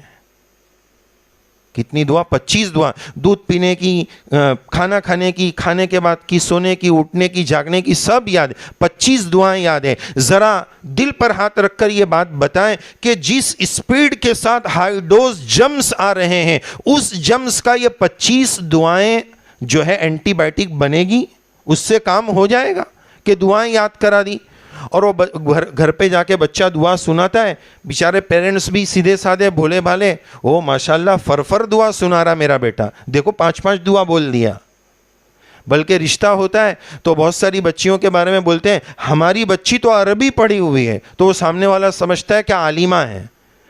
بعد میں پتا چلا کہ قرآن پڑھی ہے، تو قرآن تھوڑی ٹوٹلی کوئی عربی ہے. یہ تو ایسا ہی ہو گیا کہ ایک جب رشتے کی بات ہوتی ہے تو لوگ بڑی بڑی ہانکتے ہیں اپنی مالداری بتانے کے لیے. تو بولے کہ لڑکی والوں کی طرف سے لڑکے کو پوچھا گیا کہ آپ کا کیا کام ہے؟ بولے ہمارا فرنیچر کا، لکڑے کا بہت بڑا کام ہے، لکڑے کا بہت بڑا بزنس ہے. ارے بھائی لکڑے کا بہت بڑا بزنس ہے یعنی کیا؟ اس کو تھوڑا کھولو کہ بھائی صوفہ فرنیچر ہے یا لکڑے کا، یعنی کیا لکڑے کا کیا کام ہے، تھوڑا بتاؤ. تو بہت تحقیق کے بعد پتا چلا کہ وہ موٹا وراچا کی جمعہ مسجد کے بعد مسواک بیچتا تھا. بولے لکڑی کا کام ہے، وہ مسواک بیچتا تھا اور ادھر بڑی بڑی ہانک رہے کہ میرا تو لکڑیوں کا کام ہے، بہت بڑا بزنس. تو ایسی لوگ ہانکتے ہیں. بہرحال بیچ بیچ میں یہ تھوڑا ڈوز ملتا رہے گا تو اگلی باتیں بھی ہضم ہوتی رہے گی. اور جلدی بند تو نہیں کرنا نا حفیظ صاحب، چالو رکھیں نا. میرا سبق جب تک پورا نہیں ہو تب تک انشاءاللہ. سر صحیح ہے نا؟ چونکہ ڈوز بھی ہیوی چل رہے ہیں تو اس لیے پوچھنا ضروری ہے. تو بہرحال پیغام یہ ہے کہ اوپر کی کلاس میں بھی دینیات ہونا چاہیے. کیوں ہونا چاہیے؟ آگے ابھی آپ کو ایک بات اور سمجھ میں آئے گی. اچھا، اس لیے ہونا چاہیے کہ آج جو اسلام پر آبجیکشن اور اعتراضات ہو رہے ہیں وہ ان بچوں کو کون سمجھائے گا؟ ٹرین میں بچے ہمارے بڑے ہو کر چلے گئے، کسی نے پوچھ لیا کہ بھائی تمہاری سب بات سمجھ میں آتی ہے لیکن یہ جو تم نان ویج کھاتے ہو نا، ہتھیا کر کے، ذبح کر کے، یہ ہم کو سمجھ میں نہیں آتا ہے. تو آپ کیا بولیں گے؟ میں ذرا مول صاحب کو فون کر کے پوچھتا ہوں، واٹس ایپ کرتا ہوں. نہیں، ایسی بیسک چیزوں کا جواب مسلمان کے پاس ہونا چاہیے. آپ اس کو فوراً ایکسپلین کریں کہ نہیں ایسا نہیں، ایسا ہے. مثال کے طور پر دیکھو، میں ایک جواب آپ کو بتاؤں. ایک جواب تو یہ ہو سکتا ہے کہ بھائی ہمارے قرآن میں حلال ہے، تو وہ نہ قرآن مانتا ہے نہ حلال مانتا ہے. حلال کون سی چڑیا ہے اس کو نہیں معلوم ہے، تو قرآن میں لکھا ہے یہ اس کو ہم بول نہیں پائیں گے. اس کو لاجیکلی سمجھانا پڑے گا کہ دیکھو ایک بات بتاتے ہیں کہ رب نے، اللہ تعالیٰ نے ہمیں جو دانت دیے ہیں وہ یہ بیچ کے سیدھے دانت ہیں، یہ نوکیلے دانت ہیں، دونوں طریقے کے دانت ہیں. جو جانور، درندے ٹوٹلی ماंس اور گوشت اور میٹ کھاتے ہیں ان کے ٹوٹلی دانت نوک والے ہیں، اس لیے کہ اس کو جو کھانا ہے رب نے اس کو وہی دانت دیے ہیں. اور جو جانور چارہ کھاتے ہیں، بیل وغیرہ، اس کو ٹوٹلی سپاٹ سیدھے دانت دیے. اب رب تعالی ہم کو پیدا کرنے والے رب نے ہم کو بنایا، وہ جانتا ہے کہ اس کو کیا کھلانا ہے، کیا کھلانا ہے، تو اس کو دونوں کھلانا تھا، اس لیے اس نے انسانوں کو دونوں دانت دیے. اب یہ ایک لاجیکلی بات ہے، اس کے لیے آپ کو دھرم کا واسطہ، قرآن کا واسطہ لینے کی بھی ضرورت نہیں، ڈائریکٹ آپ اس کو سمجھا سکیں گے. تو اس طرح کی بات. اسی طرح کسی نے کہہ دیا، بہت سارے لوگ بولتے ہیں کہ اسلام کا نظام طلاق ہم کو سمجھ میں نہیں آتا. یہ کون سی بات ہوئی؟ کیا اس طرح بول کر سالوں کا رشتہ ختم کر دیا جاتا ہے؟ دنیا جب حالات آتے ہیں تو سوچنے پر مجبور ہو جاتی ہے کہ بھائی شریعت نے طلاق کو حلال تو بولا ہے، لیکن حدیث شریف میں یہ کہ ٹوٹلی تمام حلال چیزوں میں اللہ تعالیٰ کو سب سے زیادہ ناپسند اگر کوئی چیز ہے تو وہ طلاق ہے. یہ ایمرجنسی ایگزٹ ہے. ابھی عائشہ کا کیس ہوا، ابھی عائشہ کا جو کیس ہوا، یہ موقع بتا رہا ہے کہ اسلام نیچرلی مذہب ہے. ایسی مجبوری کے موقع پر جب آگ لگی ہے تو ایمرجنسی ایگزٹ سے بھاگنے کے لیے اسلام نے طلاق رکھا ہے. اچھا، طلاق پر آبجیکشن کرنے والوں کو یہ بات سمجھنی چاہیے. یہ بھی ایک سوال ہوتا ہے کہ بھائی اسلام نے طلاق کا رائٹ صرف مردوں کو دیا، عورت کو کیوں نہیں دیا؟ روزانہ گھر میں مسائل ہوں گے. لیکن اس کے ساتھ ساتھ ایک بات کہ اس طرح چھوٹا ہونے کے بعد زیادہ پریشانیاں عورتوں کو آتی ہے، بہت سارے مسائل ہوتے ہیں. تو آپ یقین جانیے ہمارے ملک میں یا تقریباً ہمارے اطراف کے ملکوں میں جہاں اسلامی قانون یہ چلتا ہے، یعنی مسلم پرسنل لا بورڈ کے واسطے سے ہو یا اسلامی ملک ہونے کے اعتبار سے ہو کہ طلاق کا پاور صرف مرد کو ہے، تو وہاں طلاق کا ریشو پرسنٹیج کے اعتبار سے صرف 5% ہے. اور جہاں دونوں طلاق دیتے ہیں ان ملکوں میں نام نہیں لینا چاہتا ہوں، وہاں پر طلاق کا ریشو 49% ہے، اور 49% میں سے 45% جو طلاق دیتی ہیں وہ عورتیں دیتی ہیں. سمجھ سکتے ہیں نظام فطرت سے کوئی جیت نہیں سکتا ہے. اللہ کا شریعت کا بنایا ہوا قانون اتنا لاجیکلی ہے، اتنا سمجھ میں آنے والا ہے، انسان کی عقلیں اس کے آگے جا نہیں سکتی ہے. اچھا، اس کے ساتھ ساتھ ہمارا اگلا پوائنٹ اور آخری پوائنٹ یہ ہے جو بہت اہم ہے کہ اسکول میں اس تعلیم کے ذریعے ہمارے اندر بے حیائی نہ آئے. آج ہمارے بچوں کا، بڑوں کا موبائل اللہ تعالیٰ کی ایک بہت بڑی نعمت ہے، لیکن آج ہم نے اس کو مصیبت بنا لیا ہے. اس میں وقت کو برباد کرنا، کتنے کتنے گھنٹے ہمارے یہ معصوم بچے پب جی گیم کھیلتے رہتے ہیں، فلاں گیم کھیلتے رہتے ہیں، اپنی آنکھوں کو برباد کر رہے ہیں، اپنے وقت کو برباد کر رہے ہیں، اپنی صلاحیتوں کو برباد کر رہے ہیں. اچھا، اس میں مل کیا رہا ہے؟ مزہ. ارے مار مار مار مار ایسے ہل رہے ہیں. ارے بھائی کیوں ہل رہا ہے؟ بھائی کیا ہو گیا؟ وائبریٹ کیوں ہو رہا ہے؟ تو خالی پریشان ہو رہے ہیں. اس سے اچھا ہمارے جیسے اب لوگ پہلوان بھی ہوتے جا رہے ہیں، بچے بھی اتنے پہلوان ہو رہے ہیں. کیوں ہو رہے ہیں؟ کہ جس کو میدان میں جا کر کھیلنا چاہیے وہ گھر میں یہاں وہ فٹ بال کھیل رہا ہے، موبائل میں جو وہ کرکٹ کھیل رہا ہے. میدان میں جا کے کرکٹ کھیل، وہاں جا کر فٹ بال کھیل، تو ایکسرسائز بھی ہوگی، مضبوط بھی ہوگا. یہ موبائل میں انگلی تھوڑی مضبوط کرنی ہے، اپنے کو باڈی مضبوط کرنی ہے. تو یہ موبائل کی مصیبت سے اپنے آپ کو بچائیں، اور موبائل کے چکر سے اور افیئر اور ناجائز محبتوں سے اپنے آپ کو بچائیں. اس سے بہت نقصان ہو رہے ہیں. اپنی دنیا برباد، اپنی آخرت برباد، اپنی قبر برباد، اپنے ماں باپ کا نام برباد. قریب کے زمانے کا واقعہ، مجھے زیادہ اس میں نہیں جانا ہے، یہ عائشہ کا جو کیس ہوا اس میں ہم سب کے لیے بہت بڑی عبرت ہے، بہت بڑی عبرت ہے.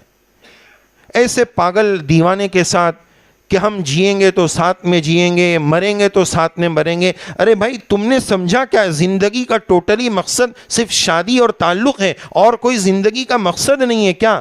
اللہ تعالیٰ نے ہمیں کیوں پیدا کیا ہے؟ رب نے ہمیں ایمان دیا ہے، اس ایمان کے واسطے سے ہم سمجھیں. اچھا، جو آخری بات مجھے عرض کرنی تھی، موبائل اور افیئر کے فتنے سے اپنے آپ کو بچانے کے ساتھ ساتھ ایک لاجک آج تک سمجھ میں نہیں آئی، جو بہت ساری اسکولوں میں ہم نے دیکھی ہے، سنی ہے، یہاں کا پتہ نہیں، اس لیے بات کلیئر ہو گئی کہ یہاں کے بارے میں نہیں ہے،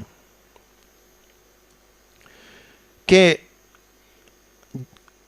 لڑکا اور لڑکی دونوں کے کلاسز الگ الگ ہوتے ہیں، 7ویں تک، 6ٹھی تک، 8ویں تک. لیکن بہت ساری اسکول میں، بہت ساری جگہوں پر 9 کے بعد کو ایجوکیشن دونوں ملا دیتے ہیں.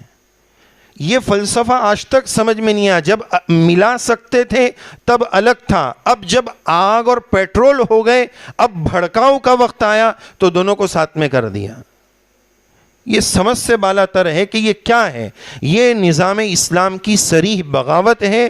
شریعت نے ہمیں پردے کا اہتمام دیا ہے. ہمیں چاہیے کہ ہم اپنی عزت اور عصمت کی حفاظت کریں، اپنے ماں باپ کا نام نہ ڈبائیں، اپنے ایمان کو برباد نہ کریں، اپنی حیا کو ضائع نہ کریں.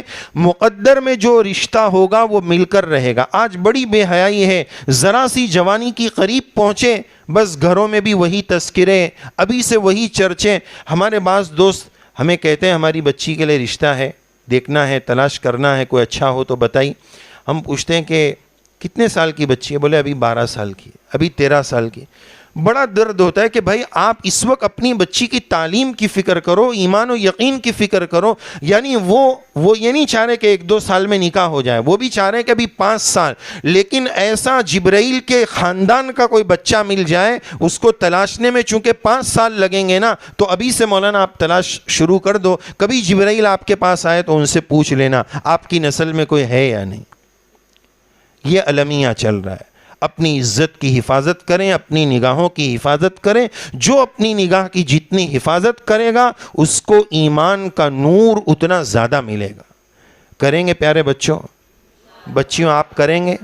اللہ تعالی ہم سب کو ایمان کی حلاوت اور ایمان کا نور نصیب فرمائے. اس پہلے ٹاپک سے متعلق ایک اور آخری بات یہ عرض کرنی ہے, وہ یہ ہے کہ ہم اپنے بچوں کو اسکول میں بھی اور مدرسے میں بھی, جیسے ابھی میں نے عرض کیا تھا نا کہ 25 دعائیں یاد کرا لینا کافی نہیں ہوگا. اینٹی بائیوٹک کیا ہے وہ دینا ہے. وہ کیا ہے؟ 2 باتیں ہیں. بچوں کو ہم سب کو یہ سمجھنا ہے کہ اسلام کا ہر حکم لاجیکلی ہے, عقلی ہے, عقل کے خلاف نہیں ہے. اور نمبر 2, ہماری شریعت نیچر اور فطرت پر بنی ہوئی. اس کی تفصیل کا وقت نہیں ہے, مجھے دوسرا ٹاپک شروع کرنا ہے, وقت زیادہ ہو رہا ہے اور اس کو بھی 15-20 منٹ میں سمیٹنا ہے, اس لیے میں اس کو شارٹ میں عرض کر کے اپنے دوسرے ٹاپک پر آؤں گا. 2 باتیں ہیں. نمبر 1, ہماری شریعت لاجیکلی ہے. نمبر 2, ہماری شریعت نیچرلی اور فطری ہے. سمجھ گئے بچوں یہ دونوں باتیں؟ انشاءاللہ ہمارے اساتذہ کرام اپنی اسٹڈی اور مطالعے کی روشنی میں آپ کو یہ چیزیں اور سمجھائیں گے. دیکھو جس کو یہ 2 چیزیں سمجھ میں آئے گی نا, اس کو طلاق کی حقیقت کیا ہے وہ بھی سمجھ میں آئے گی. اس کو یہ بھی سمجھ میں آئے گا کہ ہم جو ہے جانور ذبح کرتے ہیں وہ کیوں کھاتے ہیں وغیرہ. یہ سب مسئلے ان دونوں باتوں میں انشاءاللہ حل ہو جائیں گے. تو ہمیں ایسا مسلمان بننا ہے کہ ہم اگر کسی دوسرے کو, دیکھو پیارے بچوں یہ بہت اہم بات ہے, دھیان سے سنو, ہمیں ایسا مسلمان بننا ہے کہ اگر کوئی ہمیں یوں کہے کہ بھائی جان آپ کا نام زید ہے, آپ کا نام عمر ہے, آپ کا نام عائشہ ہے, آپ کا نام فاطمہ ہے, 2 سینٹنس میں شارٹ میں ہمیں اسلام سمجھاؤ, تو ہم کیسے سمجھائیں گے؟ اس کا آنسر جس ودیارتھی اور اسٹوڈنٹس کے پاس ہے وہ سب سے اچھا بچہ ہے. تو کریں گے اس کی تیاری. اللہ تعالیٰ سے دعا ہے اللہ تعالیٰ ہمیں ماڈرن ایجوکیشن بھی نصیب فرمائے, اچھے ڈاکٹر نصیب فرمائے, اچھے لائر اور اچھے وکیل عنایت فرمائے. یہ بہت بڑی نعمت ہے, یہ بہت بڑی خدمت ہے. شرط یہ ہے کہ خدمت کا جذبہ ہو, شرط یہ ہے کہ قوم کی خدمت کا جذبہ ہو. ہم آپ کے لیے دعا کرتے ہیں اللہ تعالیٰ ہمارے ہر بچے, ہماری ہر بچی کو اسلام کا اور دین کا بھی خادم بنائے, ڈاکٹرز بھی عطا فرمائے, قوم سے لائر اور دین کے اور دنیا کے ہر شعبے کی, جس شعبے کی بھی لوگوں کو ضرورت ہے وہ اس اسکول سے اللہ تعالی ہم سب کو نصیب فرمائے. جہاں جہاں یہ آواز جا رہی ہے ان تمام کو اللہ تعالی ہر فیلڈ کا ماہر بنائے. لیکن ہر فیلڈ کا ماہر بنائے. اس دعا سے ایک بات یہ یاد آ گئی, ابھی جو اوپر بات آئی تھی کہ مولانا صاحب کو بولتے ہیں کہ آپ کو یہ بھی پڑھ لینا چاہیے, آپ کو وہ بھی پڑھ لینا چاہیے. میرا بندے کا اس پر سوال یہ ہے کہ اسکول میں جو ٹیچرز ہوتے ہیں وہ الگ الگ سبجیکٹ کے ہوتے ہیں, ایک میتھس کا ہے اور ایک سائنس کے ہیں, ایک فزکس کے, کیمسٹری کے, ایک بایولوجی کے ہیں, الگ الگ کے ماہر ہوتے ہیں, الگ الگ سبجیکٹ ہوتے ہیں. تو کبھی میتھس کے ٹیچر کو یہ نہیں بولا جاتا ہے کہ آپ کو جو ہے ماسٹری میتھس کے ساتھ ساتھ سائنس میں بھی کر لینی چاہیے. لکل فن رجال, عربی میں بولتے ہیں ہر فن کا, ہر سبجیکٹ کا ایک ماہر ہوتا ہے. تو اس کو کوئی نہیں بولتا ہے کہ تم اس میں ماسٹری کیوں نہیں کیے, اس میں کیوں کر رہے, دونوں میں کر لو. وہاں کوئی نہیں بول رہا. یہاں بول رہے مولانا آپ ڈاکٹر بھی بن جاؤ, آپ جبرائیل بھی بن جاؤ, آپ میکائل بھی بن جاؤ, اور آپ سب کچھ بن جاؤ. بہرحال بات لمبی ہو جائے گی, مجھے اپنے دوسرے مضمون کو شروع کرنا ہے. قرآن مجید کی آیت آپ کے سامنے تلاوت کی تھی جس میں پہلے پارے میں اللہ تعالیٰ نے فرمایا کہ اللہ تعالیٰ نے ابراہیم علیہ السلام کے رب نے ابراہیم علیہ السلام کا امتحان لیا. جب امتحان لیا فَأَتَمَّهُنَّ 101% نمبر لائے. ابراہیم علیہ السلام اس امتحان میں مکمل کامیاب ہوئے. پتہ یہ چلا, اس آیت سے پتہ یہ چلا کہ امتحان لینا اللہ تعالیٰ کا نظام ہے. لیکن اسکول اور مدرسے میں بچوں کی قابلیت جانچنے کے لیے کہ کس کو کتنا یاد ہوا, اس کے لیے امتحان لیا جاتا ہے. اللہ تعالیٰ کا تو پہلے سے معلوم تھا کہ ابراہیم علیہ السلام اس امتحان میں کامیاب ہوں گے, تو امتحان کیوں لیا؟ امتحان کیوں لیا بچوں؟ دھیان سے سننا. ایک امتحان جاننے کے لیے ہوتا ہے, ایک امتحان تربیت کے لیے ہوتا ہے. استاد کو نہیں معلوم ہے, ٹیچر کو نہیں معلوم ہے کہ ہم نے ان کو پڑھایا تو کتنا آیا, تو ایگزام لے کر پرچوں کے ذریعے اور نمبرات کے ذریعے پتہ چلا کہ کس کو کتنا یاد ہوا. امتحان جاننے کے لیے. ایک امتحان ہوتا ہے تربیت کے لیے. اس کی مثال سمجھو کہ ایک چھوٹا بچہ ہے 3-4 سال کا, ابھی بولنا شروع کیا, اس کو کلمہ پڑھائے. پہلے بچے کو سب سے پہلے اللہ سکھانا چاہیے. پپو کپو یہ سب بیکار کی بات ہے. نام بول, فلاں بول, ممی بول, یہ سب اس طرح کے الفاظ کے بجائے بچے کا پہلا لفظ زندگی کا اللہ. اس کی برکت انشاءاللہ یہ ہوگی کہ زندگی کا آخری کلمہ بھی اللہ کا نام ہوگا. تو اس کی مثال یوں سمجھیں, امتحان برائے تربیت, کہ ایک چھوٹے بچے یا بچی کو ممی نے, ابا نے یہ سکھایا, بیٹا اچھا بچہ وہ ہوتا ہے جو ممی پپا کی بات مانتا ہے. اس کو ڈیفینیشن بار بار یاد کرے. بیٹا اچھا بچہ دن میں 5 بار 50 بار بولتے ہیں تو وہ اس کے دماغ میں فٹ ہوتے رہتا ہے, میموری میں فٹ ہوتے رہتا ہے. اب اتنا بول دیے کہ ممی پپا کو پتا چل گیا کہ یہ میموری میں, چھوٹی میموری میں سیو ہو چکا ہے. اب اس کو پوچھتے ہیں بیٹا اچھا بچہ کون ہوتا ہے, تو پھر وہ جواب دیتا ہے. اور دن میں 10 بار پوچھتے ہیں اور ان کو پتا ہے کہ 10ویں بار, ابھی 9ویں بار پوچھا ہے, 10ویں بار یہی جواب دے گا. ان کو پتا ہے, پھر بھی کیوں پوچھ رہے ہیں؟ تربیت کے لیے, کہ زندگی میں عملی زندگی میں وہ بات آ جاوے, ماننے کا جذبہ آ جاوے. یہ ہے امتحان برائے تربیت. تو بہرحال بات لمبی ہو جائے گی. مجھے تو آیت سے اتنا ثابت کرنا تھا کہ امتحان کا ثبوت قرآن مجید سے بھی ہے. اب ہم امتحان کی بات کو, چونکہ ہمارے پونا کے اسکول سے بہت اہمیت کے ساتھ یہ ڈیمانڈ تھی کہ بچوں کو ایگزام کے بارے میں اہم ہدایات بتائیں, تو ہم نے یہاں 20 پوائنٹس جمع کیے ہیں, جس کو ہم 2 حصوں پر ڈیوائیڈ کریں گے. پہلا, امتحان کی تیاری کیسے کرنی ہے. بچوں دھیان سے سنو, تھک تو نہیں گئے؟ پھر دھیان سے سنو.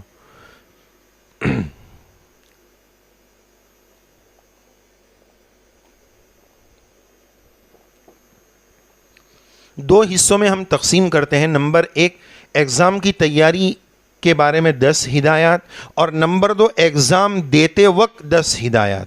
ترتیب وار سننا ہے. تیاری کے تعلق سے 10 ہدایات میں نمبر 1 یہ ہے کہ امتحان کی اصل تیاری تو یہ ہے کہ جو اسٹوڈنٹ, جو طالب علم, جو ودیارتی پورے سال محنت سے پڑھے گا, وہی سب سے اہم تیاری ہے. آگ لگی جب کنواں کھودنے بھاگے, یہ اصل تیاری نہیں ہے. پہلا پوائنٹ سمجھ گئے, پورے سال محنت کرنا ہے, یہ ایک پہلی تیاری. دوسری بات کہ چلو صبح کا بھولا ہوا بھٹکا ہوا شام کو واپس آ جائے تو اسے بھولا ہوا نہیں کہتے ہیں. ابھی چند دن باقی ہے تو ابھی ہمیں تیاری کرنی ہے, تو اسٹڈی پلاننگ پہلے سے کرنی ہے, تیاری شروع سے کرنی ہے. تیاری کس طرح کریں گے؟ پہلے 2 رکعت صلاۃ الحاجت پڑھنا. کیا پڑھیں گے؟ 2 رکعت صلاۃ الحاجت پڑھو اور ایک دعا مانگو. وہ دعا پڑھ کر تیاری شروع کرو. دعا یہ ہے, رب انی مغلوب فانتصر. کیا پڑھیں گے بچوں؟ جو اس میں سے بڑے بچے ہیں کوئی خاص, ان سے میری ریکویسٹ یہ ہے کہ آپ کو کوئی پیج یا ڈائری پین مل جائے تو اس کو لکھ لو, تو آپ کو شاید آگے فائدہ ہوگا. کچھ اہم پوائنٹس آگے ہیں تو اس کو آپ لکھ لیں. 1-2 ساتھی بھی لکھ لیں گے تو بعد میں ان سے لے سکتے ہیں, یا پھر آپ کو ویڈیو سے بھی وہ چیزیں بہرحال مل جائے گی. تو آپ کیا پڑھیں گے؟ رب انی مغلوب فانتصر. کیا پڑھیں گے؟ یہ دعا پڑھیں گے. اس کا مطلب یہ ہوتا ہے, یا اللہ میں بہت کمزور ہوں, آپ میری مدد کر دیجئے. جب اللہ مدد کریں گے تو انشاءاللہ ہماری تیاری ایگزام کی بہت اچھی ہوگی. کریں گے یہ بات؟ اچھا, اگلی بات کہ جتنے سبجیکٹ ہیں اس میں ہمیں تقسیم کرنا ہے کہ میرا ویک سبجیکٹ کون سا ہے, مشکل کون سا ہے, آسان کون سا ہے, کس سبجیکٹ کو کتنا وقت دینا ہے. عموماً ایسا ہوتا ہے کہ کوئی بھی طالب علم, اکثر ایسا ہوتا ہے کہ ہر ایک کا ایک سبجیکٹ بہت زیادہ ویک ہوتا ہے، نسبتاً دوسرے سبجیکٹ کے مقابلے میں ویک ہوتا ہے. تو ہمارے اسٹوڈنٹ کیا کرتے ہیں کہ بھائی 10 سبجیکٹ ہے نا، تو اگر ایک میں فیل بھی ہو گیا تو میرے 9 تو ایک دم پرفیکٹ ہے نا، اس میں کرتا ہوں. وہ 10ویں کو چھوڑ ہی دیتا ہے. نہیں، آپ مرد مجاہد ہیں، اسٹرگل کرنا ہے، محنت کرنا ہے. جو کمزور ہے اسی پر زیادہ فوکس کرنا ہے، اس کو چھوڑ نہیں دینا ہے. بہت ساروں کا میتھس ویک ہوتا ہے، اس کو چھوڑ دیتے ہیں کہ نہیں اپنے کو تو دکان چلانی ہی نہیں ہے، وہ میرا آدمی کر لے گا، میں تو گدے پہ کرسی پہ بیٹھوں گا، وہاں صرف نوٹ جو ہے ایسا گنوں گا، حساب نہیں لگانا. اور سب سے بڑا مسئلہ تو کیلکولیٹر نے حل کر دیا ہے تو پھر مسئلہ ہی نہیں. تو کہنے کا خلاصہ یہ کہ جو ویک سبجیکٹ ہے اس پر فوکس زیادہ ہونا چاہیے، نہ یہ کہ اس کو چھوڑ دیا جائے. سمجھ گئے یہ بات؟ چیلنج، جو مضبوط انسان ہوتا ہے وہ چیلنج سے ٹکراتا ہے، اس سے بھاگتا نہیں ہے. بہت سارے بچے کیا جو ویک سبجیکٹ ہیں اس کو چھوڑ دیتے ہیں، بولتے ہیں کہ دوسرے جو 9 ہے اسی پر محنت کرنا ہے، اس کو چھوڑ دو، اگر اس میں فیل بھی ہو گیا تو وہاں سے میرے پرسنٹیج کور ہو جائیں گے. یہ غلط سوچ ہے. اگلا پوائنٹ یہ ہے کہ جس وقت ہم پڑھائی کر رہے ہیں، بہت دھیان سے یہ جملہ سنیے گا، جس وقت ہم لوگ پڑھائی کر رہے ہیں امتحان کی تیاری کے لیے، اس وقت میرا دل، میرا دماغ، میری نگاہ، سمجھے، دل، دماغ اور نگاہ تینوں چیزیں ٹوٹلی ادھر ہونی چاہیے. دل ادھر، دماغ ادھر، موبائل ادھر، بیڑا غرق. ادھر پڑھ رہے ہیں، پب جی چل رہا ہے اوپر، نیچے اماں سمجھ رہے کہ بچہ پڑھ رہا ہے. الحمدللہ الحمدللہ. یہ آن لائن کے دور میں تو بہت سارے تجربے اور ایکسپیرینس آپ کو بھی ہوئے ہیں. الحمدللہ ہم بھی آن لائن پڑھاتے ہیں تو بہت سارے کمالات ہم کو بھی نظر میں آئے ہیں. الحمدللہ ہے نا بچوں؟ صحیح بول رہا ہوں؟ ہاں. تو کیا بات سمجھے آپ بچوں؟ دل، دماغ اور نگاہ تینوں ادھر، اور موبائل ادھر. چارجنگ پہ لگا دو اس کو، لمبی چارجنگ پہ ڈال دو. موبائل ادھر رہے گا سب بیکار ہو جائے گا. یہ تینوں چیزیں جو ہے جب تک فوکس ادھر نہیں لگے گا پڑھائی نہیں ہوگی. اب ہر تھوڑی دیر پر فون لیا، بھائی واٹس ایپ پر کوئی مال آیا کہ نہیں، ہر 5 منٹ میں ادھر دیکھ رہے ہیں. یعنی اس صورت میں کیا ہوگا کہ نگاہ تو ادھر ہے، دل ادھر اٹکا ہوا کہ ہر 5 منٹ کے بعد چیک کر رہا ہے کہ کیا آیا، کچھ ڈاؤن لوڈ ہوا، کچھ فلاں ہوا. آپ تو ماشاءاللہ اس فن کے اب ماہر ہو گئے. آج کل کے بچے اس سے زیادہ ماہر. پپا تم کو آتا نہیں، لاؤ ڈاؤن لوڈ کر کے دیتا ہوں، تم کو پتہ ہی نہیں ہے، میں بہت قابل بن چکا ہوں. وہ پپا کو ممی کو سمجھا رہا ہے. تو بہرحال دل، دماغ اور نگاہ تینوں ایک طرف ہو، موبائل سائٹ میں ہو. اچھا، بیچارے بعض اسٹوڈنٹ جو ہوتے ہیں وہ طبیعت کے بہت کمزور ہوتے ہیں. ایسے بہت کم ہوں گے جس کے بارے میں آگے کی بات آ رہی ہے. اب تو ہمارے مدرسوں میں بولا جاتا ہے، میں اس کو سمجھاؤں گا نہیں، بس شارٹ میں آگے نکلتا ہوں. امتحان بر وزن اطمینان. اب یہ نظریہ ہو گیا کہ زندگی بھی امتحان ہے، اصل تو آخرت کا امتحان ہے، اس کو لیٹ گو کر دیتے ہیں. اصل تو آخرت، ایسے امتحان تو ہر سال آتے ہیں، اس سے اپنے کو لینا دینا نہیں. ایک قوم ایسی بھی ہے اور ایک قوم ایسی ہے جو بہت زیادہ اسٹریس لے لیتی ہے، بہت زیادہ دماغ پر بوجھ لے لیتی ہے. بیلنس کی ضرورت ہے. فوکس کریں لیکن بہت زیادہ امتحان کو اپنے دل و دماغ پر حاوی نہ ہونے دیں. اس کو اتنا لے لینا کہ ہر چیز دنیا کی چھوڑ دیں اور کیا ہوگا کیا ہوگا کیا ہوگا، اس طرح کی ذہنیت یہ مناسب نہیں ہے. اگلی بات، تیاری میں ایک اہم چیز کہ رائٹنگ کی پریکٹس. لکھنے کی زیادہ عادت نہیں ہوتی ہے، بس سننے کی عادت ہوتی ہے. اب ایگزام میں لکھنا ہے تو امتحان کی تیاری میں ایک اہم چیز پریکٹس ہے کہ لکھنے کی مشق کریں. اور لکھنے کی مشق اور پریکٹس میں یہ ہے کہ مثلا کوئی اسٹوڈنٹ 9ویں میں ہے تو پچھلے 5 سال کے 9ویں کے جو پیپرز ہیں، پرچے ہیں، اس کو حل کریں. اور اس نیت سے نہیں کہ اس میں جو سوال ہے وہی مجھے آنے والا ہے. اس سے لکھنے کی پریکٹس ہو جائے گی، مشق ہو جائے گی، تھوڑا میں ٹرین ہو جاؤں گا، اس نیت سے اس میدان میں آ جاؤں گا۔ ارے بھائی بہت بڑا اگر پہلوان بھی ہے، اس کو اگر WWF کی رنگ میں آنا ہے تو پہلے اس کو پریکٹس اور ریہرسل کر کے اندر آنا پڑتا ہے، سیدھا وہ اکھاڑے میں اتر نہیں جاتا ہے۔ تو لکھنے کی تھوڑی پریکٹس ہو، پرانے پرچے حل کریں۔ اور ایک بہت اہم بات میرے نزدیک امتحان کی تیاری میں یہ بہت اہم بات ہے کہ مثلا 9 پیریڈ ہیں یا 9 سبجیکٹ ہیں، تو ہمارے بچے مثلا 2 یا 3 ہفتے یا 1 مہینہ ان کو تیاری کا ملا، تو وہ کیا کرتے ہیں، بس پڑھتے چلے جا رہے ہیں، پڑھ رہے ہیں ماشاءاللہ، ایسا نہیں کہ نہیں پڑھ رہے ہیں، لیکن اس پڑھائی کا جو فلٹر ہے، اس کا جو خلاصہ ہے، اس کا جو لب لباب ہے، اس کو نوٹس نہیں کر رہے ہیں۔ آپ جو پڑھ رہے ہیں اس کے نوٹس لکھو۔ بھائی آپ کی کتاب 250 صفحے کی ہے، تو 250 صفحے کو آپ 5 صفحے کے اندر، 4 صفحے کے اندر، پیج کے اندر اس کا خلاصہ لکھو۔ اس کا بہت بڑا فائدہ کیا ہوگا آپ کو پتہ ہے؟ اس کا بہت بڑا فائدہ یہ ہوگا کہ ابھی ایگزام میں آدھا گھنٹہ باقی ہے، پیپر شروع ہونے میں کتنا وقت باقی ہے بچوں؟ دھیان سے سنو، کتنا وقت باقی ہے؟ آدھا گھنٹہ۔ ابھی اگر آپ نے یہ نوٹس تیار نہیں کیے ہوں گے نا، تو مثلا سائنس کا یا میتھس کا پرچہ ہے، تو آپ 200 صفحے کی کتاب پلٹتے ہی رہیں گے، یہ پڑھوں نہیں یہ چھوڑو، یہ پڑھوں، یہ آدھا گھنٹہ اسی میں نکل جائے گا۔ بھائی اس آدھے گھنٹے میں 300-500 صفحے کی کتاب کیسے پڑھے گا؟ کیا پڑھے گا؟ دماغی کام نہیں کرے گا، دل بولے گا یہ پڑھ لے، نہیں یہ نہیں، وہ پڑھ لے، نہیں وہ پڑھ لے، تو وہ پڑھ ہی نہیں پائے گا۔ آپ کے پاس 1 مہینے کی تیاری کے نوٹس اویلیبل ہوں گے تو وہ 5 صفحے آپ کے لیے اس آدھے گھنٹے میں اتنے مددگار ہوں گے، اس کی مدد سے انشاءاللہ آپ کے ٹوٹلی آنسر حل ہو جائیں گے، آسان ہو جائیں گے۔ یہ بندے کے نزدیک امتحان کی تیاری کا بہت اہم پوائنٹ ہے۔ ہمارے بچے اسکول ہو یا مدرسے ہو، بس پڑھتے ہیں، پڑھنے والے پڑھتے ہیں، لیکن اس کو فلٹر کر کے اس کے نوٹس اور اس کا خلاصہ یہ نہیں لکھتے، پھر پریشان ہوتے ہیں۔ آخری دن جب محنت کا وقت کم بچ جاتا ہے، تیاری کا وقت کم بچ جاتا ہے، پھر وہ کچھ پڑھتے نہیں ہیں، پڑھنے کے لیے کچھ بچا ہی نہیں، کیا پڑھیں گے؟ تو نوٹس ضرور لکھیں۔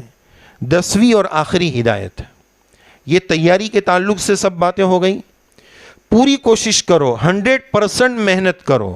امتحان بروزن اطمینان نہیں، امتحان کے لیے ہمیں پوری تیاری کرنا ہے۔ اور اس سال جو کچھ پڑھائی میں لاک ڈاؤن کی وجہ سے، حالات کی وجہ سے جو کچھ کمی کوتاہی رہ گئی، اس کو پورا کرنا ہے۔ کتنا وقت باقی ہے ایگزام میں؟ 18 تاریخ سے، تو پوری اپنی کوشش کرنا ہے۔ اس کے بعد عربی میں ایک جملہ ہے، السعی منا والاتمام من اللہ، کوشش کرنا میرا کام ہے، رزلٹ اور نتیجہ اللہ کے ہاتھ میں ہے۔ الحمدللہ یہ ایگزام کی تیاری کے تعلق سے 10 پوائنٹ مکمل ہوئے۔ اب آخری 10 پوائنٹ ہے ایگزام کے تعلق سے، امتحان دینے کے تعلق سے، اس پر انشاءاللہ ہم اپنی بات ختم کریں گے۔ نمبر 1، اس میں پہلی بات یہ ہے کہ جس دن آپ کا ایگزام ہو، اس رات میں بہت سارے بچوں کو دیکھا گیا ہے کہ جب آگ لگتی ہے تب کنواں کھودتے ہیں، تو وہ کیا کرتے ہیں، رات میں 2-3 بجے تک پڑھتے رہتے ہیں۔ بچوں یہاں دھیان دیجئے، وہ کیا کرتے ہیں، رات میں 2-3 بجے تک پڑھتے ہیں۔ اب رات میں اتنا تھک گئے تو صبح میں کیا امتحان دیں گے؟ اب جو ہونا تھا وہ ہو گیا، رات کو جلدی سو جائیں، صبح کا وقت بہت اچھا ہے، یاد کرنے کا سب سے اچھا وقت، یاد شکتی اور میموری کی آسانی اور اس میں سیو ہو جانے کا سب سے پرفیکٹ جو وقت ہے وہ تہجد کا وقت ہے۔ آپ عشاء پڑھ کے 8-9 بجے سو جائیں۔ ان دنوں میں تو ایسا ہونا چاہیے بچے کو، جیسے ہوتا ہے نا سیزن کے زمانے میں دکان سے ابا کھانے نہیں آتے، ممی کو بول دیتے آج میں وڑا پاؤں کھا لوں گا، تھوڑے دن وہ ایک دم عجیب سے ہو جاتے ہیں، پتہ نہیں وہ ہمارے ابا ہے کہ کون ہے، ملتے ہی نہیں ہیں، بس سیزن میں وہ دیوالی کا سیزن چل رہا ہے تو کچھ نہیں۔ تو اسی طرح طالب علم کو ہونا چاہیے کہ نہیں، میرا ایگزام کا وقت ہے، مجھے 1 منٹ ضائع نہیں کرنا، جو وقت ملے گا مجھے پڑھائی میں لگانا ہے۔ تو وہ پہلے کر لیں، آگ لگے تب کنواں نہیں کھودنا ہے کہ رات کو امتحان کی رات میں 3 بجے تک پڑھتے بیٹھے، یہ غلط بات ہے۔ اس سے صبح میں دماغ پر بہت بھاری اثر پڑے گا، آتا ہوا بھی بھول جائیں گے۔ ایک ہدایت۔ نمبر 2، ہمارے آسان دین چینل پر پرچے لکھنے سے اور ایگزام سے پہلے کے کچھ 3-4 وظیفے آپ اس کو بھی دیکھیے گا. میں ایک شارٹ وظیفہ ابھی عرض کر دوں جو بہت آسان ہے. ہمارے ایک بہت بڑے بزرگ ہیں حضرت شیخ الاسلام مفتی تقی صاحب دامت برکاتہم. حضرت نے ایک وظیفہ بتایا, بہت آسان ہے, سب بچے بہت دھیان سے سنو. اور حضرت نے فرمایا کہ میں نے ہر امتحان سے پہلے اس وظیفے کو کیا ہے, اس کی برکت سے ہر سال میں نے ٹاپ کیا ہے.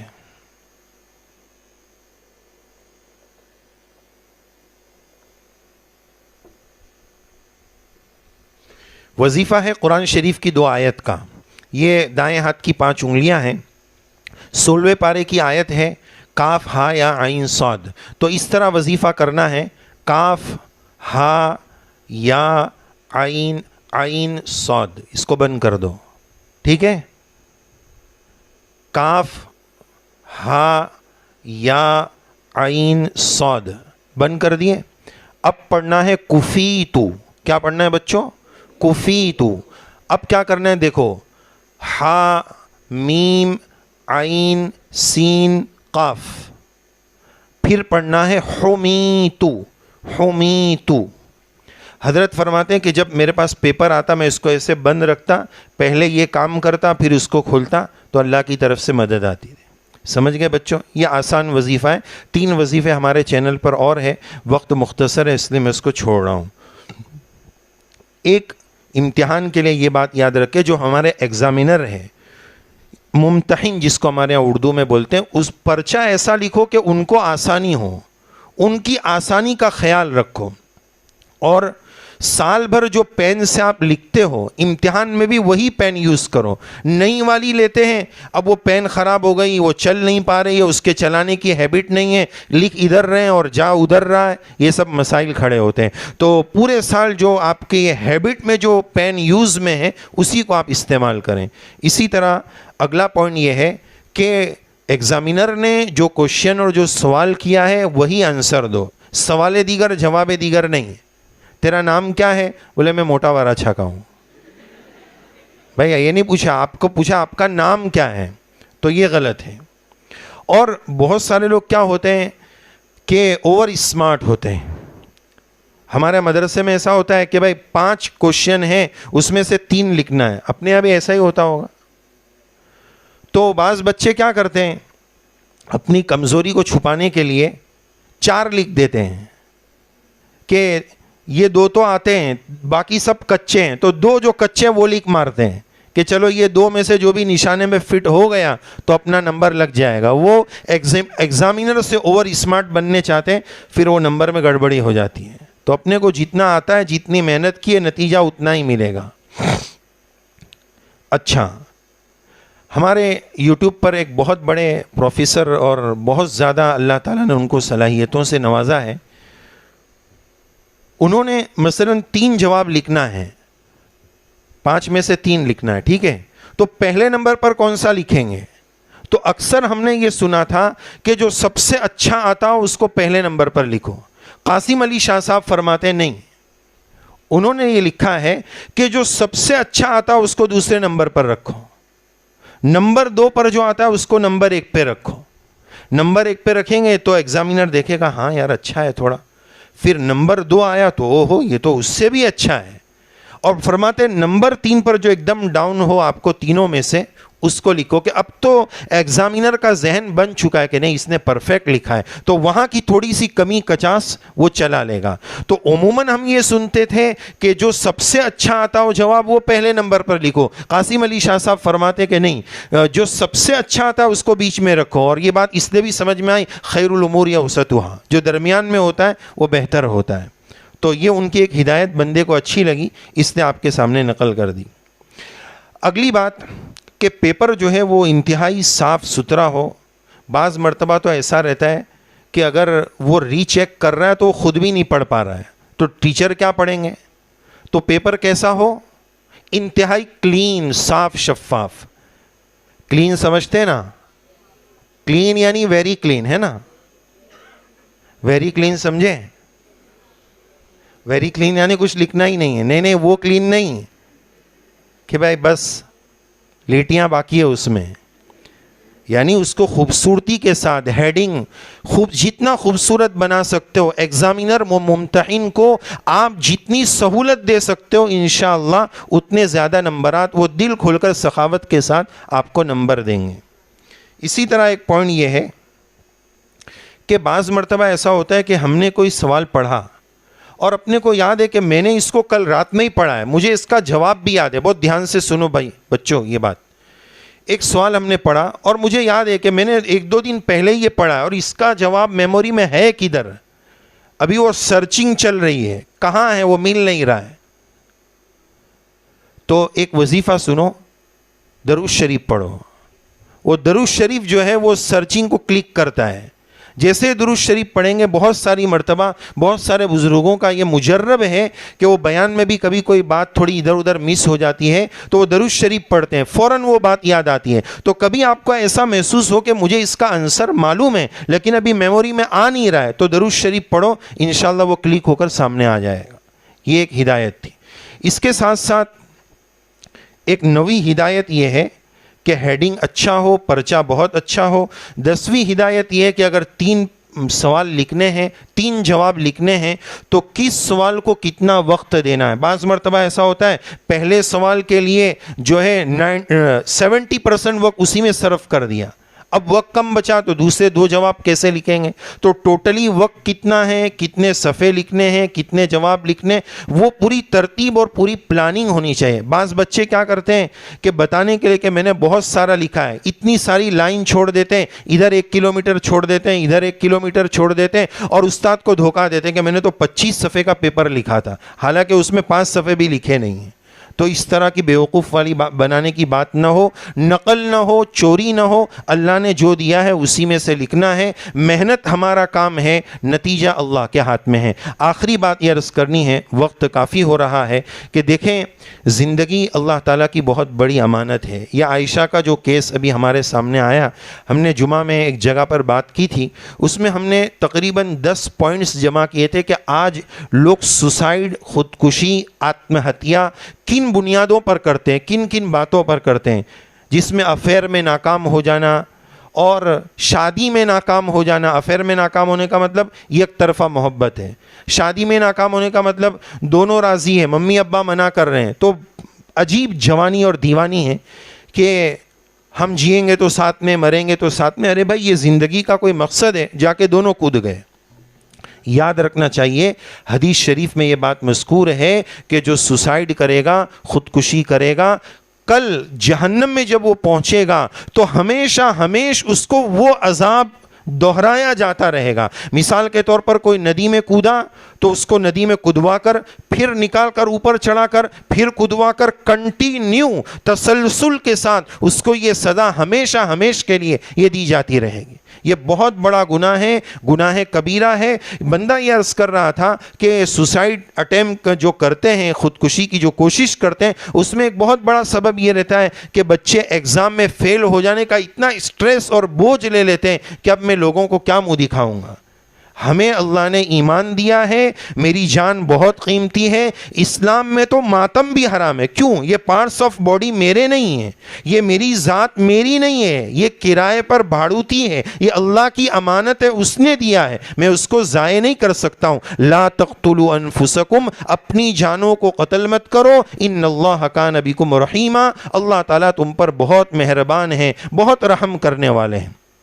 آخری بات کہ دیکھیں یہ بہت بڑا گناہ ہے، اس کی وعید بھی بتائی۔ رسول اللہ صلی اللہ علیہ وسلم کے زمانے میں ایک کیس ایسا ہوا، سرکار نے، آج کیا ہوتا ہے، بیچاری نے سوسائڈ کر لی، اس پر دیا بتا رہے ہیں، رحم بتا رہے ہیں، ٹھیک ہے، اس کے ساتھ جو ظلم ہوا وہ بہت بڑا ظلم ہے، اس سے کوئی انکار نہیں، لیکن اس گناہ کبیرہ پر جو دیا بتائی جا رہی ہے نا، اس کا نقصان یہ ہو رہا ہے کہ دوسری عائشہ لائن لگا کے کھڑی ہے کہ میں بھی جا رہی ہوں۔ اس کا نقصان یہ ہو رہا ہے، اس کو پروموٹ نہیں کرنا، اس کو اپریشیٹ نہیں کرنا، اس کی حوصلہ شکنی کرنا کہ یہ بہت بڑا گناہ ہے، اسلام میں اس کی کوئی گنجائش نہیں۔ دیکھو اور بھی گناہ ہے لیکن اس گناہ کی ایک اسپیشلٹی سمجھیے کہ دوسرے گناہ کے بعد توبہ ہو سکتی ہے۔ جس نے سوسائڈ کر لیا اب تو وہ مر گیا، تو اب توبہ کا ٹائم ہی نہیں رہا۔ یہ ایسا گناہ ہے جو ناقابل توبہ ہے، ناقابل معافی نہیں کہہ رہا ہوں، اللہ چاہے تو معاف اس کو بھی کریں گے انشاءاللہ، وَيَغْفِرُ مَا دُونَ ذَلِكَ لِمَن يَشَاءُ، شرک کے علاوہ اللہ ہر گناہ معاف کر سکتے ہیں، اللہ اس کو بھی معاف کر سکتے ہیں، لیکن ناقابل توبہ ہے، اس کو توبہ کا ٹائم ہی نہیں ملے گا تو کب وہ توبہ کرے گا؟ اس لیے ارادہ کرو، ہم کوشش کریں گے، محنت کریں گے، اسٹرگل کریں گے، زندگی جہد مسلسل کا نام ہے، محنت کرتے رہیں گے، محنت ہمارے قبضے میں ہے، نتیجہ اللہ کے قبضے میں ہے۔ اللہ تعالیٰ آپ سب کو بہت خوش رکھے، بہت اچھا رکھے، آپ کے فیوچر کو بہت تابناک اور روشن اور برائٹنس بنائیں، ہماری یہی امیدیں ہیں، ہم آپ سے یہی امیدیں رکھتے ہیں۔ اس وقت قوم کا المیہ یہ نہیں ہے کہ ہمارے بچے بگڑ رہے ہیں، یہ گنہگار کا یہ جملہ یاد رکھیں، اس وقت ہمارا پرابلم اور المیہ یہ نہیں ہے کہ ہمارے بچے بگڑ رہے ہیں، اس سے بڑا المیہ یہ ہے کہ اگلی نسلوں کو والد اچھے نہیں ملیں گے، یہ بڑا المیہ ہے۔ اس لیے ضرورت ہے ہم اپنے اوپر رحم کھائیں، اپنے بچوں پر رحم کھائیں، اور بہت ادب کے ساتھ، بہت معذرت کے ساتھ اساتذہ کرام اور اسکول کے ذمہ داران سے بھی یہ بات عرض کی جائے گی کہ دینیات کے شعبے کو اور مضبوط کیا جائے، اس میں اس طرح کے پروگرامز وقتاً فوقتاً ہو، بچوں کی ذہنیت بنائی جائے، ان کی ایمانی ذہنیت بنائی جائے۔ ایک لاسٹ واقعے پر اپنی بات ختم کروں گا۔ ایک مرتبہ اسلامی اسکول میں ایک ٹیچر نے اپنے ودیارتھیوں سے، اپنے اسٹوڈنٹس سے، سب سے ایک سوال کیا جس کو عربی میں بولتے ہیں ماذا تحب ان تکون، بچوں تم فیوچر میں کیا بننا چاہتے ہو؟ یہ استاد نے سوال کیا۔ ہمارے استادوں کو بھی چاہیے کہ بچوں سے اس طرح کے سوالات ہوتے رہیں تاکہ ان کی ذہن سازی ہو۔ تو استاد جی نے یہ پوچھا تو سب بچوں نے الگ الگ جواب دیا، ایک نے بولا ڈاکٹر، انجینئر، فلاں فلاں، اور ایک بچے نے سب سے الگ جواب دیا، اس نے بولا سر جی، استاد جی مجھے صحابی بننا ہے، چھوٹا سا بچہ تھا، مجھے صحابی بننا ہے۔ استاد نے اس کو بلایا، بیٹا آپ جانتے ہو صحابی کا ڈیفینیشن کیا ہے، صحابی کس کو بولتے ہیں، اس کی پریبھاشا کیا ہے؟ تو استاد جی نہیں معلوم۔ استاد نے بتایا کہ صحابی تو وہ ہوتا ہے جو رسول اللہ صلی اللہ علیہ وسلم کا ڈائریکٹ اسٹوڈنٹ ہو، سرکار سے جس نے ڈائریکٹ پڑھا وہ صحابی ہوتا ہے۔ اب سرکار تو پردہ فرما گئے تو صحابی تو بن نہیں سکتے۔ تو بیٹا یہ بتاؤ کہ یہ جواب تم نے کیسے دیا، تم نے کیسے بولا کہ مجھے صحابی بننا ہے؟ استاد، اساتذہ کرام اور بچوں، اپنے اماں ابا کو جا کر یہ واقعہ سناؤ، وہ بچے کا جواب سنو۔ اس بچے نے یہ کہا کہ ہمارے گھر میں روزانہ تعلیم ہوتی ہے، کتاب پڑھی جاتی ہے، اسلام کی ہدایات بتائی جاتی ہے، اور اس میں صحابہ کے واقعات، حکایات صحابہ پڑھی جاتی ہے، وہ صحابی اتنے اچھے تھے، وہ صحابی کا یہ کمال تھا۔ تو میرے دماغ میں یہ بات آ گئی کہ صحابی یعنی بہت اچھی جماعت کا نام ہے، اس لیے میں نے کہا کہ مجھے اس کا فرد بننا ہے۔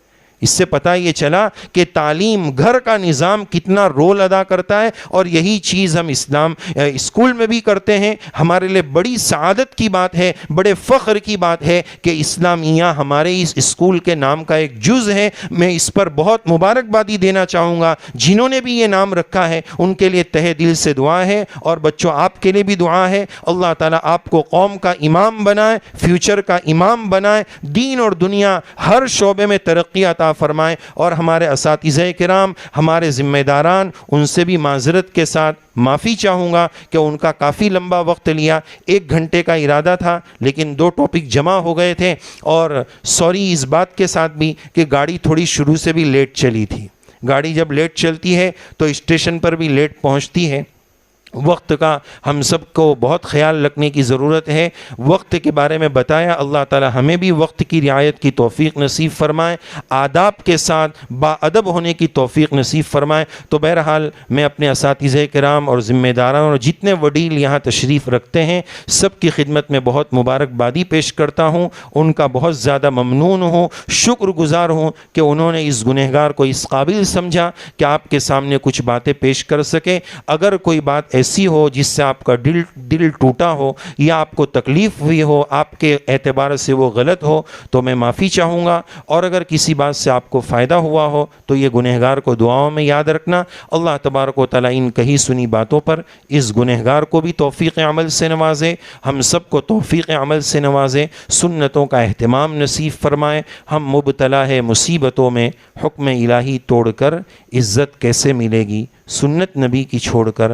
آمین یا رب العالمین، وآخر دعوانا ان الحمد للہ رب العالمین۔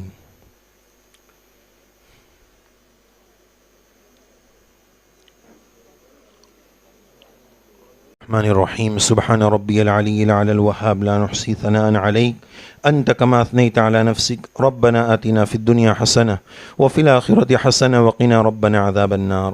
یا اللہ ہم سب کے گناہوں کو معاف فرما، قصوروں کو درگزر فرما۔ رب کریم ہمارے ان بچوں کو خوب روشن فرما، دین اور دنیا کی خدمت کے لیے، انسانیت اور قوم کی خدمت کے لیے ہمارے ان بچوں کو، ان بچیوں کو قبول فرما لیجئے، ان کی نسلوں کو یا اللہ اس بستی کی نسلوں کو قبول فرما لیجئے، یہاں سے دین کے داعی اور اسلام کے خادم پیدا فرما دیجئے۔ یا اللہ اس اسکول کو منارہ رشد و ہدایت، منارہ علم و عمل بنا دیجئے، یہاں سے انسانیت اور قوم کی خدمت اور قوم کی سیوا کرنے والے اسٹوڈنٹس تیار ہو۔ یا اللہ ایسے فیصلے فرما دیجئے، یہاں کے اساتذہ کرام، یہاں کے ذمہ داران، یہاں کی مینجمنٹ کمیٹی سب کو خوب برکتیں نصیب فرما دیجئے۔ وقت پر جو کام کرنا چاہیے اس کی صحیح سوجھ بوجھ اور صحیح سمجھ ہم سب کو نصیب فرما دیجئے۔ یا اللہ جن محبتوں کے ساتھ ان لوگوں نے اس گنہگار کی بات کو سنا، یا اللہ ان سب کو بہترین بدلہ نصیب فرما دیجئے۔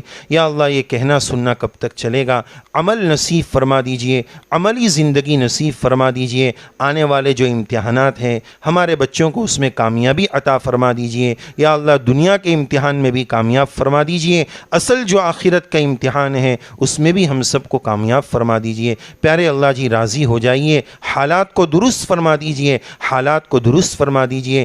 بہت سارے لوگ بیمار چل رہے ہیں، بہت سارے لوگ بہت سارے حالات میں چل رہے ہیں، مالی لائن سے پریشان چل رہے ہیں، روزی کے لائن سے پریشان چل رہے ہیں۔ رب کریم سب کی پریشانیوں کو دور فرما دیجئے۔ پیارے اللہ جی مانگنا نہیں آتا ہے، مانگنا سکھا دیجئے، جو مانگا وہ بھی عطا فرما دیجئے، جو مانگنے سے رہ گیا وہ بھی عطا فرما دیجئے۔